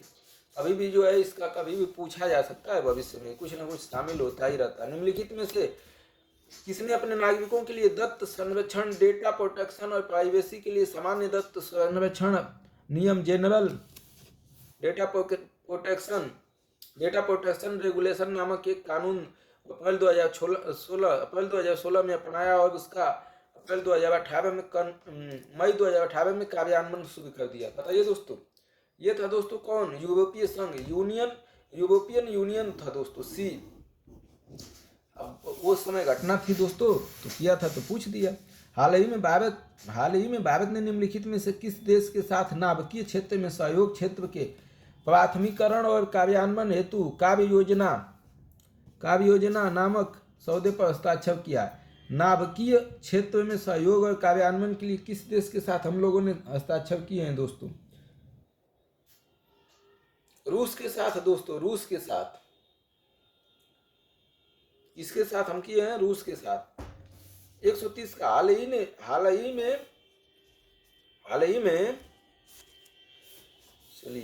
ही में वैज्ञानिकों ने पृथ्वी से अरबों प्रकाश वर्ष दूर विशालकाय ब्लैक होल के विलय का प्रक्षेपण किया। इस प्रक्षेपण का क्या महत्व है दोस्तों? ब्लैक होल अरबों प्रकाश वर्ष दूर विशालकाय ब्लैक होल के विलय का प्रक्षेपण किया है। इस प्रक्षेपण का क्या महत्व है दोस्तों? 130 का इसका महत्व है दोस्तों, गुरुत्वीय तरंगों का विज्ञान हुआ है। उक्त प्रक्षेपण से गुरुत्वीय तरंगों से संबंधित जानकारी मिली है। नवीनतम खोज पृथ्वी के लगभग 1 अरब प्रकाश वर्ष की दूरी पर सूर्य के द्रव्यमान के 7 और 12 गुना 2 अपेक्षाकृत हल्के कृष्ण छिद्र के विलय से उत्पन्न हुई थी। सूर्य के द्रव्यमान के 18 गुना अंतिम ब्लैक होल के पीछे विलय हुआ, जिसका अर्थ है कि टकराव के दौरान लगभग 1 सौर द्रव्यमान के बराबर ऊर्जा गुरुत्वाकर्षण लहरों के रूप में उत्सर्जित की गई। बी ऑप्शन हो जाएगा दोस्तों। कैस 914 क्या है दोस्तों? कैस 914 131 का दोस्तों। कैस 9 एक ऐसी तकनीकी है जो चिकित्सा शोधकर्ताओं को जीनोम के कुछ हिस्से को संपादित करने में सक्षम बनाती है। जीनोम के इसका प्रयोग डीएनए के अनुभागों को हटाने, जोड़ने या बदलने में किया जाता है। डीएनए यह वर्तमान में आनुवंशिक फेरबदल का सबसे सरल और सटीक तरीका है, इसलिए यह विज्ञान के क्षेत्र में चर्चा का विषय बना हुआ है। तो ये ऑप्शन हो जाएगा दोस्तों। लक्ष्य साधित जीन संपादन, टारगेट जीन एडिटिंग में प्रयुक्त आणविक कैंची है दोस्तों, कैस 9। देखिए दोस्तों, डीएनए क्या होता है और जो है इसका जो है कैसे बदलाव होता है डीएनए को, थोड़ा विज्ञान में क्या इसका विस्तार हुआ है, थोड़ा सा जाके पढ़ लीजिए। अगला दोस्तों देखते हैं, ब्लॉकचेन तकनीकी के संदर्भ में निम्नलिखित कथनों पर विचार कीजिए। ब्लॉकचेन यह एक सार्वजनिक खाता है जिसका हर कोई निरीक्षण कर सकता है, परंतु जिसे कोई भी एक उपभोक्ता नियंत्रित नहीं करता है। ब्लॉकचेन की संरचना और अभिकल्प ऐसा है कि इसका समूचा डेटा केवल क्रिप्टो करेंसी के विषय में है। ब्लॉकचेन के आधारभूत तीसरा, ब्लॉकचेन के आधारभूत वैशिष्ट्यों पर आधारित अनुप्रयोगों को बिना किसी व्यक्ति की अनुमति के विकसित किया जा सकता है। बताइए दोस्तों 1, 2, 3 में कौन सा है ब्लॉकचेन का तकनीकी? इसके बारे में दोस्तों और थोड़ा विस्तृत ज्ञान कीजिए और हो सके तो भविष्य में फिर इस पर क्वेश्चन बने। ब्लॉकचेन तकनीकी अभी जाने वाला नहीं है दोस्तों, ये अभी रहेगा ही। अब इसको बढ़िया से जानिए दोस्तों।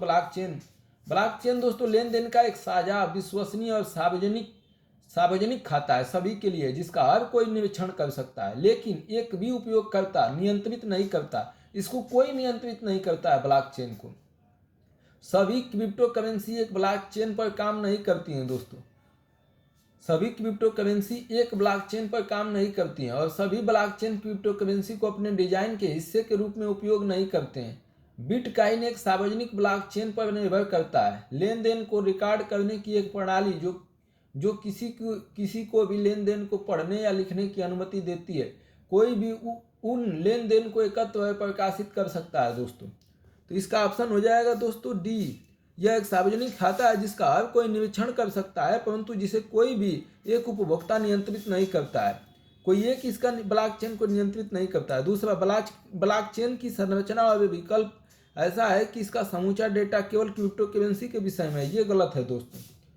अब सी, ब्लॉकचेन के आधारभूत वैशिष्ट्यों पर आधारित अनुप्रयोगों को बिना किसी व्यक्ति की अनुमति के विकसित किया जा सकता है। बिल्कुल, ब्लॉकचेन के बारे में दोस्तों और जाकर थोड़ा पढ़िए। ब्लॉकचेन अभी पीछे छोड़ने वाला नहीं है। पिछले दशक में भारत श्रीलंका व्यापार के मूल्य में सतत वृद्धि हुई है। दूसरा, भारत और बांग्लादेश के बीच होने वाले व्यापार में कपड़े और कपड़े से बनी चीजों का व्यापार प्रमुख है। तीसरा, पिछले 5 वर्षों में दक्षिण एशिया में भारत के व्यापार का सबसे बड़ा भागीदार नेपाल रहा है। बताइए दोस्तों क्या हो जाएगा ऑप्शन। व्यापार का थोड़ा सा जानिए दोस्तों, गेहूं चावल के बारे में जानिए, सब थोड़ा सा जानते रहिए। इसका ऑप्शन भी हो जाएगा दोस्तों। भारत और बांग्लादेश के बीच होने वाले व्यापार में कपड़े और कपड़े से बनी चीजों का व्यापार प्रमुख है, और बाकी गलत है दोस्तों। अभी वर्तमान में जानिए दोस्तों, ये 2020 का है, 3 वर्ष पीछे का। 32वें ग्रीष्मकालीन ओलंपिक के संदर्भ में निम्नलिखित कथनों पर विचार कीजिए दोस्तों।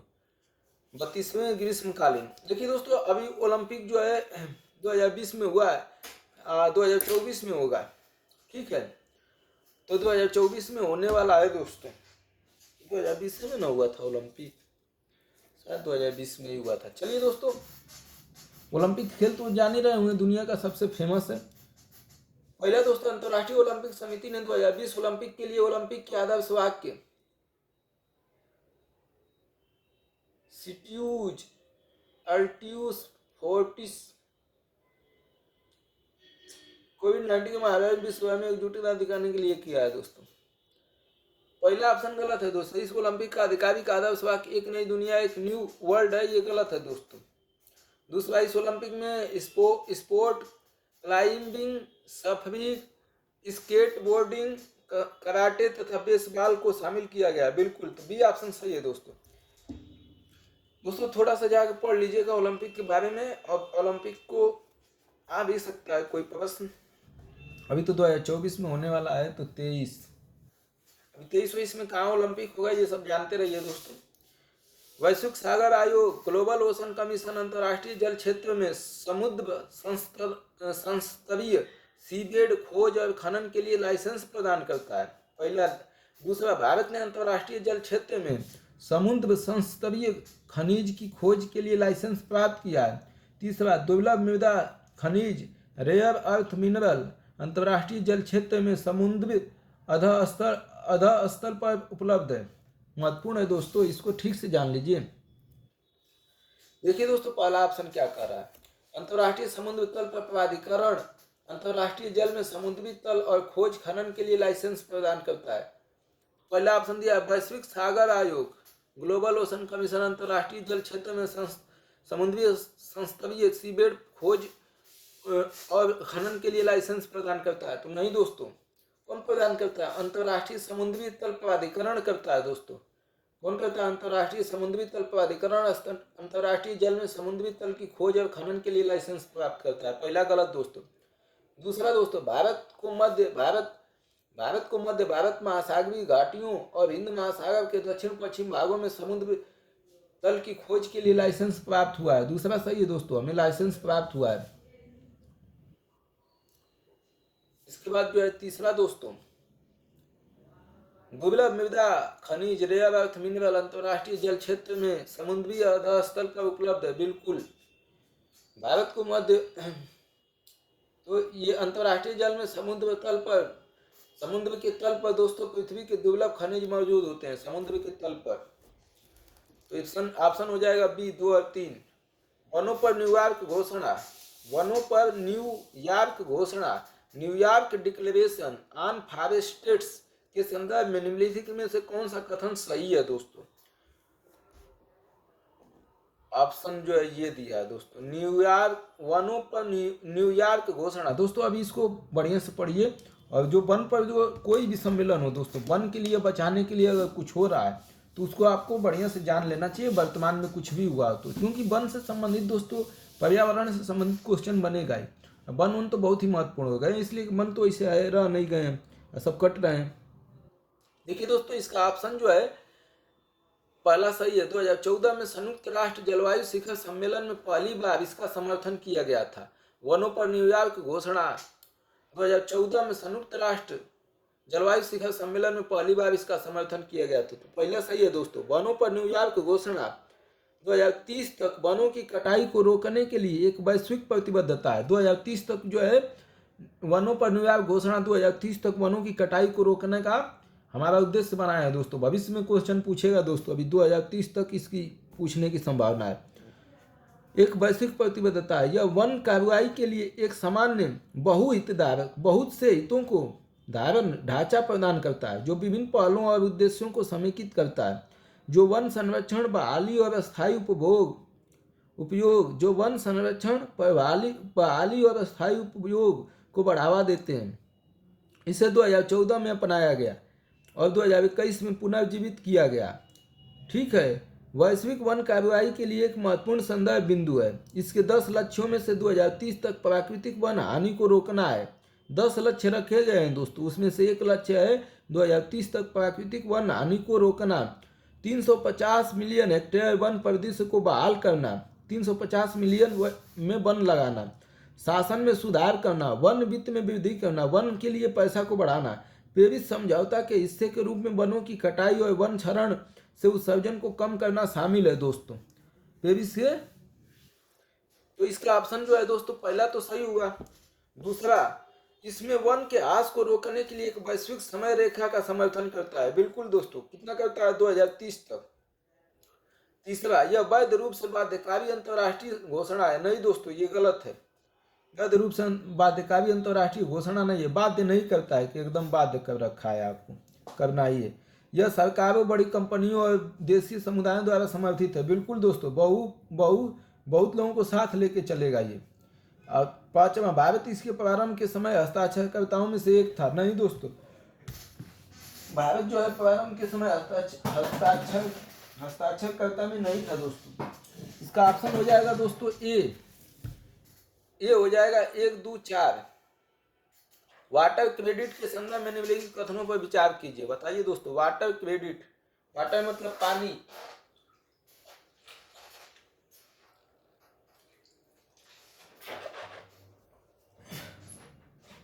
बताइए दोस्तों वाटर क्रेडिट के बारे में। वाटर क्रेडिट के संदर्भ में निम्नलिखित कथनों पर विचार कीजिए। यह जल एवं स्वच्छता क्षेत्र में कार्य के लिए सूक्ष्म वित्त साधनों, माइक्रो फाइनेंस टूल्स को लागू करता है। 2021 में पूछा है। दूसरा, यह एक वैश्विक पहल है जिसे विश्व स्वास्थ्य संगठन और विश्व बैंक के तत्वाधान में आरंभ किया गया है। तीसरा, इसका उद्देश्य निर्धन व्यक्तियों की सहायता के बिना अपनी जल संबंधी आवश्यकताओं को पूरा करने के लिए समर्थ बनाना। बताइए दोस्तों 137 का। ये महत्वपूर्ण है दोस्तों और भविष्य में भी महत्वपूर्ण रहेगा। देखिए दोस्तों, माइक्रो फाइनेंस पार्टनर्स अपनी कार्यक्रम के पोर्टफोलियो में जल और स्वच्छता ऋण स्थापित करते हैं। इसे पूरा करने के लिए तकनीकी सहायता, कनेक्शन और संसाधन प्रदान करके जरूरतमंदों का समर्थन करते हैं। क्या देते हैं? कर्ज देते हैं। भाई तुम कर्ज ले लो, तकनीकी सहायता ले लो, कनेक्शन ले लो, संसाधन प्रदान कर देते हैं और समर्थन करते हैं। जरूरतमंद लोग अपने घरों में नल या शौचालय लगाने और काम करने के लिए अस्थायी संसाधन का उपयोग करते हैं। प्रत्येक चुकाया गया ऋण सुरक्षित पानी या स्वच्छता की आवश्यकता वाले किसी अन्य परिवारों को दिया जाता है। जो ऋण देंगे वो जो है चुकाएंगे तो किसी अन्य परिवार के सदस्य को उसको दिया जाएगा। पहला दिया है दोस्तों विकल्प, यह जल एवं स्वच्छता क्षेत्र में कार्य करने के लिए सूक्ष्म वित्त साधनों, माइक्रो फाइनेंस टूल्स को लागू करता है। बिल्कुल दोस्तों लागू करता है, सही है पहला ऑप्शन। पहला ऑप्शन क्या है? सही है। दूसरा, यह एक वैश्विक पहल है जिसे विश्व स्वास्थ्य संगठन और विश्व बैंक के तत्वाधान में प्रारंभ किया है। गलत है दोस्तों। यह जो है माइक्रो फाइनेंस पार्टनर्स जो है इसको कार्यक्रम को चलाते हैं। माइक्रो फाइनेंस पार्टनर्स कई लोग मिलके, ये दूसरा गलत है दोस्तों। इसका उद्देश्य निर्धन व्यक्तियों की सहायता के बिना, मतलब सहायता नहीं देना है, सहायता के बिना अपनी जल संबंधी आवश्यकताओं को पूरा करने के लिए समर्थ बनाता है। बिल्कुल सही है दोस्तों। तो ऑप्शन हो जाएगा सी, 1 और 3। अगला दोस्तों, निम्नलिखित कथनों में से कौन सा एक कभी कभी समाचारों में उल्लेखित होता है? सेंकाकू द्वीप विवादों को सर्वोत्तम रूप से प्रतिबिंबित करता है। 2022 में पूछा था दोस्तों। सेंकाकू द्वीप जो है दोस्तों कहाँ पर है, किसको विवाद करता है दोस्तों? ये दोस्तों बहुत ही महत्वपूर्ण है सेंकाकू द्वीप विवाद। ये दोस्तों जो विवाद होता है आसपास में ना, पड़ोस में देश के, या कोई देश अंतर्राष्ट्रीय स्तर पर किसी क्षेत्र को लेके, किसी जो है समुद्र को लेके कुछ भी विवाद होता है तो उसको जानना चाहिए दोस्तों।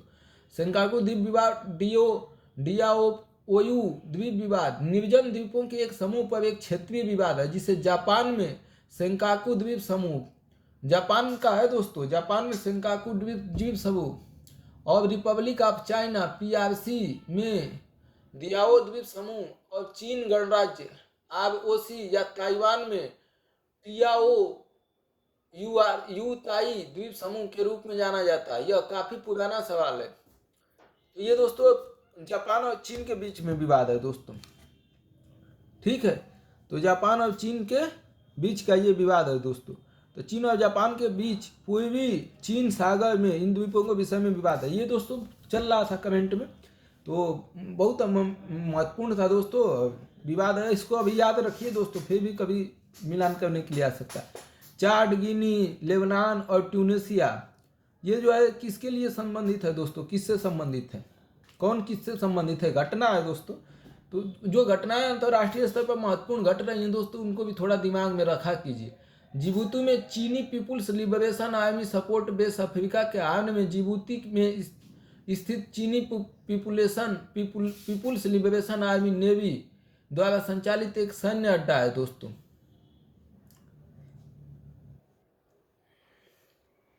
तो इसमें से कौन सही सुमिलित पूछा है दोस्तों, केवल 3। देखिए दोस्तों पहला क्या है, पहला जो है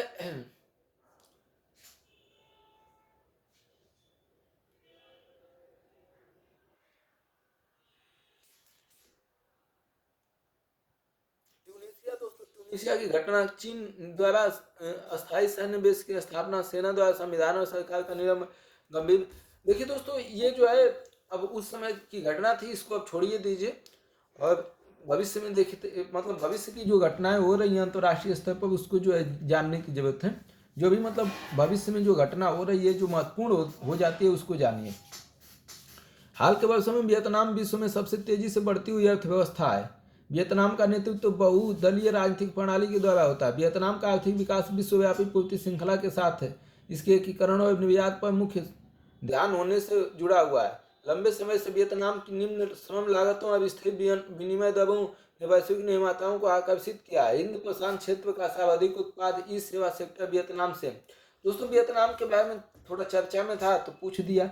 ऐसे ही किसी देश को विशेष को मतलब अंतर्राष्ट्रीय स्तर की जो महत्वपूर्ण घटनाएं हो जा रही हैं उनके विषय में थोड़ा सा ठीक से जानते रहिए और जो संस्थाएं हैं अंतर्राष्ट्रीय स्तर की उनको। वियतनाम के बारे में क्या बताएं दोस्तों, अब पीछे क्वेश्चन चला गया है, मतलब अब पूछेगा नहीं, वैसे कोई मतलब नहीं है। तो अब वियतनाम के बारे में हम क्यों जो है अपना वो टाइम बर्बाद करें। ये दोस्तों ये थोड़ा सा सही है।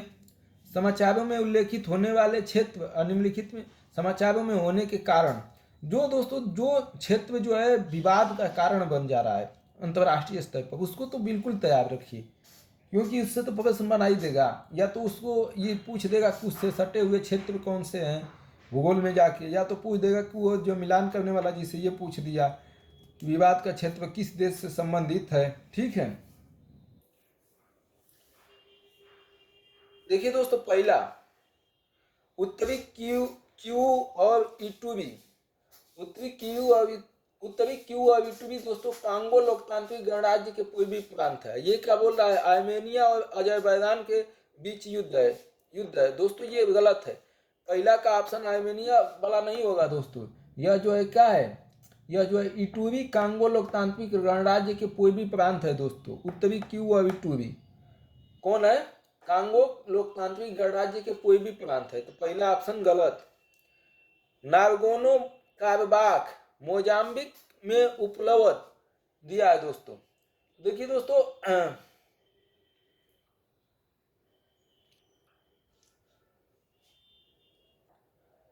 नारगोनो काराबाख एक पहाड़ी और भारी जंगल वाला क्षेत्र है जिसे अंतर्राष्ट्रीय कानून के तहत अजरबैजान के हिस्से के रूप में मान्यता प्राप्त है। इसको किसका हिस्सा दिया माना जाता है, अजरबैजान का दोस्तों, बहुत महत्वपूर्ण है। अजरबैजान के हिस्से के रूप में मान्यता प्राप्त है। इसको भी लेकर हमेशा लड़ाई झगड़ा चलता ही रहता है। हाल ही में नारगोनो काराबाख पर आर्मेनिया द्वारा संभावित रियायतों के खिलाफ विरोध बढ़ गया है। जो पड़ोसी अजरबैजान, आर्मेनिया और अजरबैजान लड़ते रहते हैं दोस्तों, किसके लिए, नारगोना काराबाख के लिए। अभी भी इसका स्थिति वैसे ही है, मतलब अभी जो है लड़ाई होती ही रहती है कभी कभी। तो ये अभी दोस्तों मोजाम्बिक में उपलब्ध से संबंधित नहीं है, तो यह भी गलत हुए। खेरसान और जेपोरेजिया इजरायल और लेबनान का बीच का विवाद है दोस्तों। खेरसान और जेपोरेजिया दोस्तों, खेरसान तो आपने कई बार नाम सुना होगा, यूक्रेन के युद्ध को अगर देखे होंगे तो आपने। रूस ने यूक्रेन के 4 प्रांतों में भारी देखिए दोस्तों, ये यूक्रेन का कुल मिला के क्षेत्र है, और जेपोरोजिया दोस्तों जो है बहुत ही महत्वपूर्ण क्षेत्र था। तो ये जो है यूक्रेन और रूस जो है इस पर कब्जा कर लिया था, इसलिए ये जो है आ गया, पूछ दिया। तो ये ऑप्शन जो है ये भी गलत है दोस्तों। इजराइल और लेबनान नहीं है, रूस और यूक्रेन के बीच का विवाद है। तो ये तीनों ऑप्शन गलत है दोस्तों। अब अगला दोस्तों, निम्नलिखित में से संघर्ष का क्षेत्र अवस्थित, वही पूछ रहा है, कौन किससे है? डोनेट्स और लुहांस दोस्तों, यह भी जो है यूक्रेन से संबंधित है। डोनेट्स और लुहांस। डोनबास दोस्तों कहाँ से है? डोनेट्स और लुहांस यूक्रेन में स्थित 2 राज्य हैं जो रूस के साथ सीमा साझा करते हैं। इन 2 राज्यों के भीतर 2 अलगाव क्षेत्र हैं जिन्हें डोनेट्स पीपुल रिपब्लिकन और लुहांस इसी को बोलते हैं दोस्तों।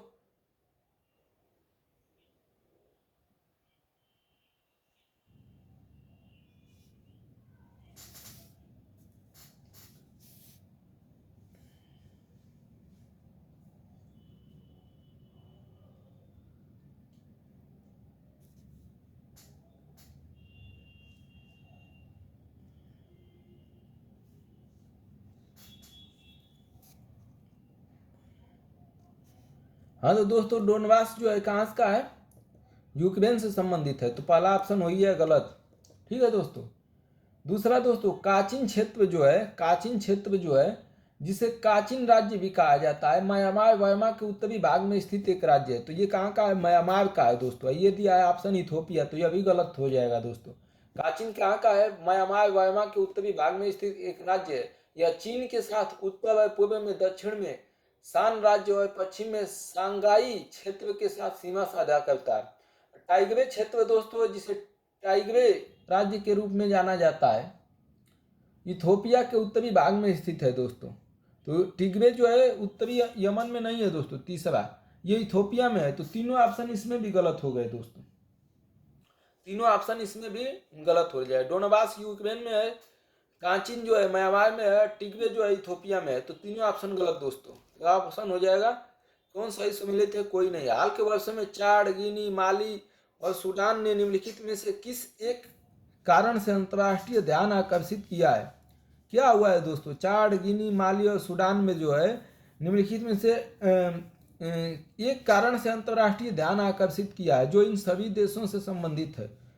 इनका ध्यान जो है लोग, मतलब बहुत से देश इस पर ध्यान क्यों दिए दोस्तों? क्यों ध्यान आकर्षित किया है दोस्तों? हाल के वर्षों में चाड, माली, गिनी और सूडान ने हाल ही में तख्ता पलट मतलब वहाँ की सरकारों को वो हटा दिए, प्रयास या सफल तख्ता पलट का अनुभव किया है। पिछले 18 महीनों में इसी तरह के दृश्य सैन्य नेताओं ने माली में, चाड, गिनी, सूडान और अब बुर्किना फासो की सरकारों को गिरा दिया है। तो डी हो जाएगा दोस्तों। सफल तख्ता पलट हुआ है, तख्ता ही पलट दिए, नेताओं को उखाड़ के फेंक दिए उनकी कुर्सी। निम्नलिखित कथनों पर विचार कीजिए।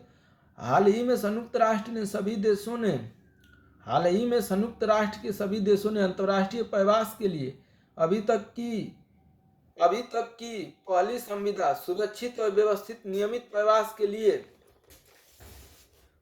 वैश्विक संविदा global compact for safe orderly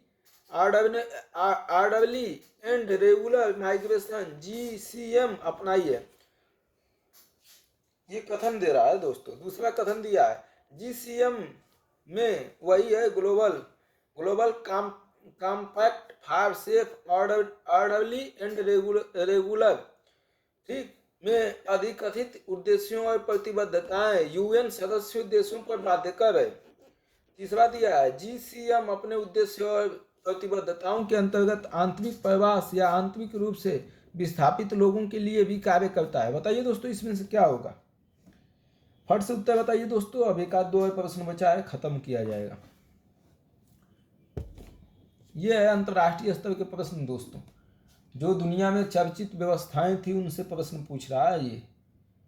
देखिए दोस्तों, कथन एक गलत है दोस्तों। अभी तक केवल 163 देशों ने सुरक्षित, व्यवस्थित और नियमित प्रवासन मतलब शरणार्थी समस्या दोस्तों, जैसे जो है अभी जो है कहाँ फलस्तीन में लड़ाई हो रही है, इजराइल का प्रधानमंत्री बेंजामिन नेतन्याहू गरीब निर्दोष लोगों को मार दिया, उनके घर उजाड़ दिए, उनके सपने उजाड़ दिए। तो वो लोग क्या, वो अब शरणार्थी बन गए, अपने ही मतलब देश में अपना ही घर सब छोड़ छाड़ के दूसरी जगह तंबू टेंट में रह रहे हैं, ऐसे शरणार्थी। अब उनको हर जगह से इजराइल जो है हर जगह गोला बारूद बरसा रहा है, इजराइल का प्रधानमंत्री बेंजामिन नेतन्याहू, तो हर जगह से भागने पर मजबूर हैं दोस्तों। तो उन्हीं को प्रवासन कहा जाता है, उन्हीं को शरणार्थी व्यक्ति कहा जाता है। तो उन्हीं को व्यवस्थित और नियमित प्रवासन के लिए वैश्विक कॉम्पैक्ट को अपनाया गया था दोस्तों।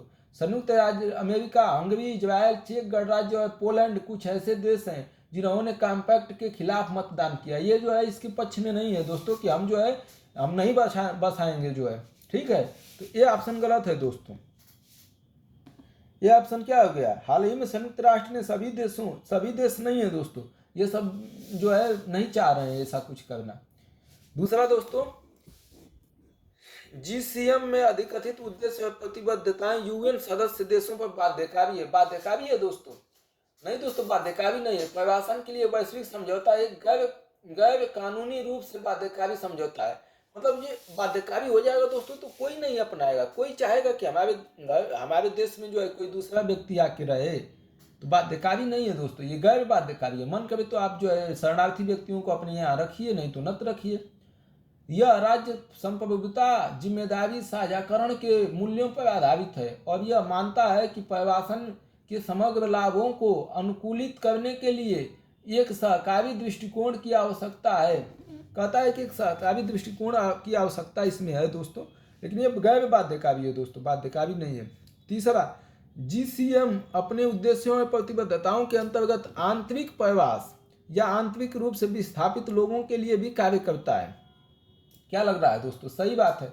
आंतरिक प्रवास मतलब अपने देश में ही मतलब शरणार्थी बन जाना, जैसे आजकल फिलिस्तीन के लोग बने हुए हैं दोस्त, अपने देश में ही एक जगह से दूसरे जगह भाग रहे हैं। और भगा क्या कौन रहा है? बेंजामिन नेतन्याहू, जो इजराइल का जो है राष्ट्रपति है, खूब मार रहा है लोगों को। मतलब क्या मानवता ही खत्म हो गई है दुनिया से। वैश्विक कॉम्पैक्ट में स्थानीय राष्ट्रीय और क्षेत्रीय मतलब स्थानीय, जिसे गांव में भी विस्थापन हो जाता है, राष्ट्र के स्तर पर भी होता है, क्षेत्र में भी होता है। तो वैश्विक स्तर पर प्रवास के बेहतर प्रबंधन के लिए 23 उद्देश्य शामिल है। इसलिए यह सच है कि वैश्विक कॉम्पैक्ट के उद्देश्यों में आंतरिक और साथ ही साथ अंतर्राष्ट्रीय प्रवासन को संबोधित करने की प्रतिबद्धता शामिल है। तो तीसरा ऑप्शन दोस्तों इसमें सही है और 2 ऑप्शन गलत, तो केवल एक ऑप्शन सही हो जाएगा, ये ऑप्शन। अब दोस्तों अगला, इजराइल ने कुछ अरब राज्यों के साथ राजनयिक संबंध स्थापित किए हैं, पहला कथन दिया। दूसरा, अरब शांति पहल सऊदी अरब की मध्यस्थता से इजराइल और अरब लीग के बीच हस्ताक्षरित हुआ है। बताइए दोस्तों, ये तो महत्वपूर्ण था, जो आप लोग अगर पेपर पढ़ रहे होंगे तो जान रहे होंगे दोस्तों। पहला ऑप्शन सही है दोस्तों, इजराइल ने वर्षों से कुछ अरब देशों के साथ राजनयिक संबंध स्थापित किए हैं। इजराइल ने साथ आधिकारिक तौर पर राजनयिक संबंधों को मान्यता देने और स्थापित करने वाला पहला अरब देश मिस्र था दोस्तों। मिस्र जो है पहला था। इजराइल और मिस्र के बीच ऐतिहासिक शांति पर 1979 में कैंप डेविड में हस्ताक्षर किए गए थे, जिससे दोनों देशों के बीच राजनयिक संबंध सामान्य हो गए हैं। अब संबंध एक अन्य अरब देश जिसने इजराइल के साथ राजनयिक संबंध स्थापित किया है वह है जॉर्डन, 2020 में दोस्तों। अब जो है ये दोनों जो है बहुत परेशान है दोस्तों। कतर जो है मध्यस्थता कर रहा है, इजराइल जो है क्या बताया जाए।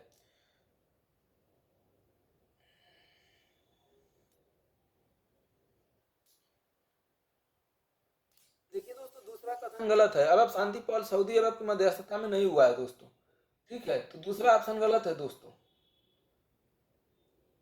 इजराइल द्वारा अरब शांति पहल का हस्ताक्षर नहीं किए गए थे। अब अरब शांति पहल, जिसे सऊदी अरब के रूप में भी जाना जाता है, 2002 में बेरूत में अरब लीग शिखर सम्मेलन में सऊदी अरब द्वारा प्रस्तावित किया गया था। इजराइल फलस्तीन संघर्ष के संभावित समाधान के रूप में अरब लीग द्वारा इसका समर्थन किया गया था। इस पहल में अरब राज्यों, तो दूसरा ऑप्शन गलत है दोस्तों। देखिए दोस्तों, इस पहल ने अरब राज्यों द्वारा इजराइल की मान्यता और 1967 के दौरान कब्जे वाले क्षेत्र से इजराइल की पूर्ण वापसी के बदले सामान्य राजनयिक संबंधों की वापसी की मांग की। देखिए दोस्तों, अभी ये वर्तमान में बहुत जबरदस्त घटना चल रही है, पूरी दुनिया का ध्यान खींच रही है। पूरी दुनिया परेशान है इस मामले को लेकर दोस्तों। तो आप लोग अभी जो युद्ध चल रहा है उस पर जाइए, विस्तृत पढ़िए और विस्तृत जो है नक्शा को देखिए कि कौन सा किस जगह जो है नक्शा है और किसकी जो है क्या मान्यता है। और इजराइल और जो है फलस्तीन और इजराइल का जो मामला है दोस्तों, इसको और देखिए दो। और जो हूती विद्रोही जो है दोस्तों यमन के, इनके बारे में भी थोड़ा जानिए कि ये हूती विद्रोही कहाँ के हैं। उसके आसपास, यमन के आसपास जो भी चर्चा में दोस्तों वर्तमान की स्थितियां हैं, उसके नक्शे को जाइए, देखिए, समझिए। और जो है इससे प्रश्न आना निश्चित है दोस्तों। इस साल नहीं आएगा तो अगली साल आएगा, लेकिन आएगा जरूर दोस्तों। जैसे यूक्रेन का जिस साल युद्ध हुआ ना, उस साल प्रश्न एक भी नहीं आया, जस्ट उसके बाद उसका आया प्रश्न दोस्तों। G20 के बारे में लिखकर तुम पर विचार कीजिए। G20 का दोस्तों पिछली बार भी एक प्रश्न पूछ दिया था, 2023 में भी पूछा है दोस्तों। G20 में एक बार पिछला बार में पूछा था दोस्तों कि कौन सा सदस्य देश है या नहीं है। अब ये G20 में पूछ रहा है कि जो G20, इसको थोड़ा सा बढ़िया से जान लीजिएगा दोस्तों। G20 समूह की मुख्य रूप से स्थापना वित्त मंत्रियों और केंद्रीय बैंक के गवर्नरों द्वारा अंतर्राष्ट्रीय आर्थिक और वित्तीय मुद्दों पर चर्चा के मंच के रूप में की गई थी।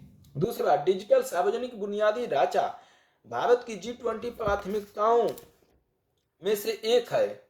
कौन सा सही है दोस्तों? 147 का बताइए दोस्तों।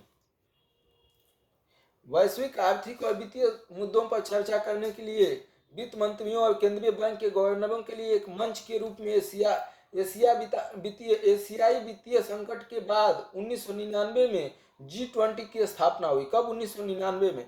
तो पहला दोस्तों सही कथन है। G20 की मूल रूप से स्थापना वित्त मंत्रियों और केंद्रीय बैंक के गवर्नरों तथा द्वारा अंतर्राष्ट्रीय आर्थिक और वित्तीय मुद्दों पर चर्चा करने के लिए हुई थी 1999 में। पहला ऑप्शन सही है दोस्तों। दूसरा भी सही है। डिजिटल सार्वजनिक बुनियादी ढांचा भारत की G20 प्राथमिकताओं में से एक है। तो दोनों ऑप्शन सही है दोस्तों। 147 का। भारत एक ओपन एक्सेस प्लेटफॉर्म के रूप में G20 में अपनी डिजिटल बुनियादी ढांचे को पेश कर रहा है। डिजिटल पब्लिक इंफ्रास्ट्रक्चर भारत की G20 अध्यक्षता के दौरान प्रमुख प्राथमिकताओं में से एक है। वित्तीय समावेशन के लिए डिजिटल अर्थव्यवस्था, स्वास्थ्य, शिक्षा, वैश्विक भागीदारी सहित विभिन्न कार्य समूहों में से एक क्रॉस कटिंग विषय है। देखिए दोस्तों, हमारे कहने का मतलब ये है कि ये अंतर्राष्ट्रीय स्तर से 147 प्रश्न पूछे गए थे दोस्तों। मैंने वो करा दिया। मैंने दोस्तों प्रयास किया कि जो महत्वपूर्ण है, भविष्य में आ सकते हैं, उन पर फोकस किया जाए। जो बिल्कुल बेकार थे, जो कोई मतलब नहीं था, उनको मैंने छोड़ दिया दोस्तों। इस चैनल को मैंने गाँव के युवाओं के लिए IAS, IPS, IRS बनने के लिए जो है बनाया हुआ है। और इस पर 1 रुपया देने की जरूरत नहीं है इस चैनल पर, सिवाय यूट्यूब ऐड को छोड़ के। बाकी दोस्तों आप इस चैनल को सब्सक्राइब कर लीजिए और आप जो है पीछे के जाके वीडियो देखिए, हमारे पॉलिटी का देखिए, हिस्ट्री का देखिए, इकोनॉमी का देखिए, कंप्रीहेंशन का देखिए, जो साइंस टेक का देख लीजिए। इसके बाद जो है 1995 से लेके 2023 तक जितने प्रश्न पूछे हैं दोस्तों, वो सब मैंने करा दिया है। CSET अभी जो है रीजनिंग चल रहा है दोस्तों। तो इसलिए दोस्तों प्लेलिस्ट जाइए, खोलिए और ये हमारे इस चैनल को जो है जाके देखिए और इस चैनल को लाइक, शेयर, सब्सक्राइब कर दीजिए दोस्तों। और भविष्य में इस चैनल को देखते रहिए और बेहतरीन से बेहतरीन चीज़ें इस पर लाई जाएगी, बिल्कुल निःशुल्क, 1 रुपया दिए बिना। और जो अच्छे टीचर जो है लाखों रुपया दे के पढ़ाते हैं ना, वो एकदम शून्य रुपया में इस पर पढ़ाया जाएगा विस्तृत। तो धन्यवाद दोस्तों। अब इस यूट्यूब चैनल को लाइक, शेयर, सब्सक्राइब कर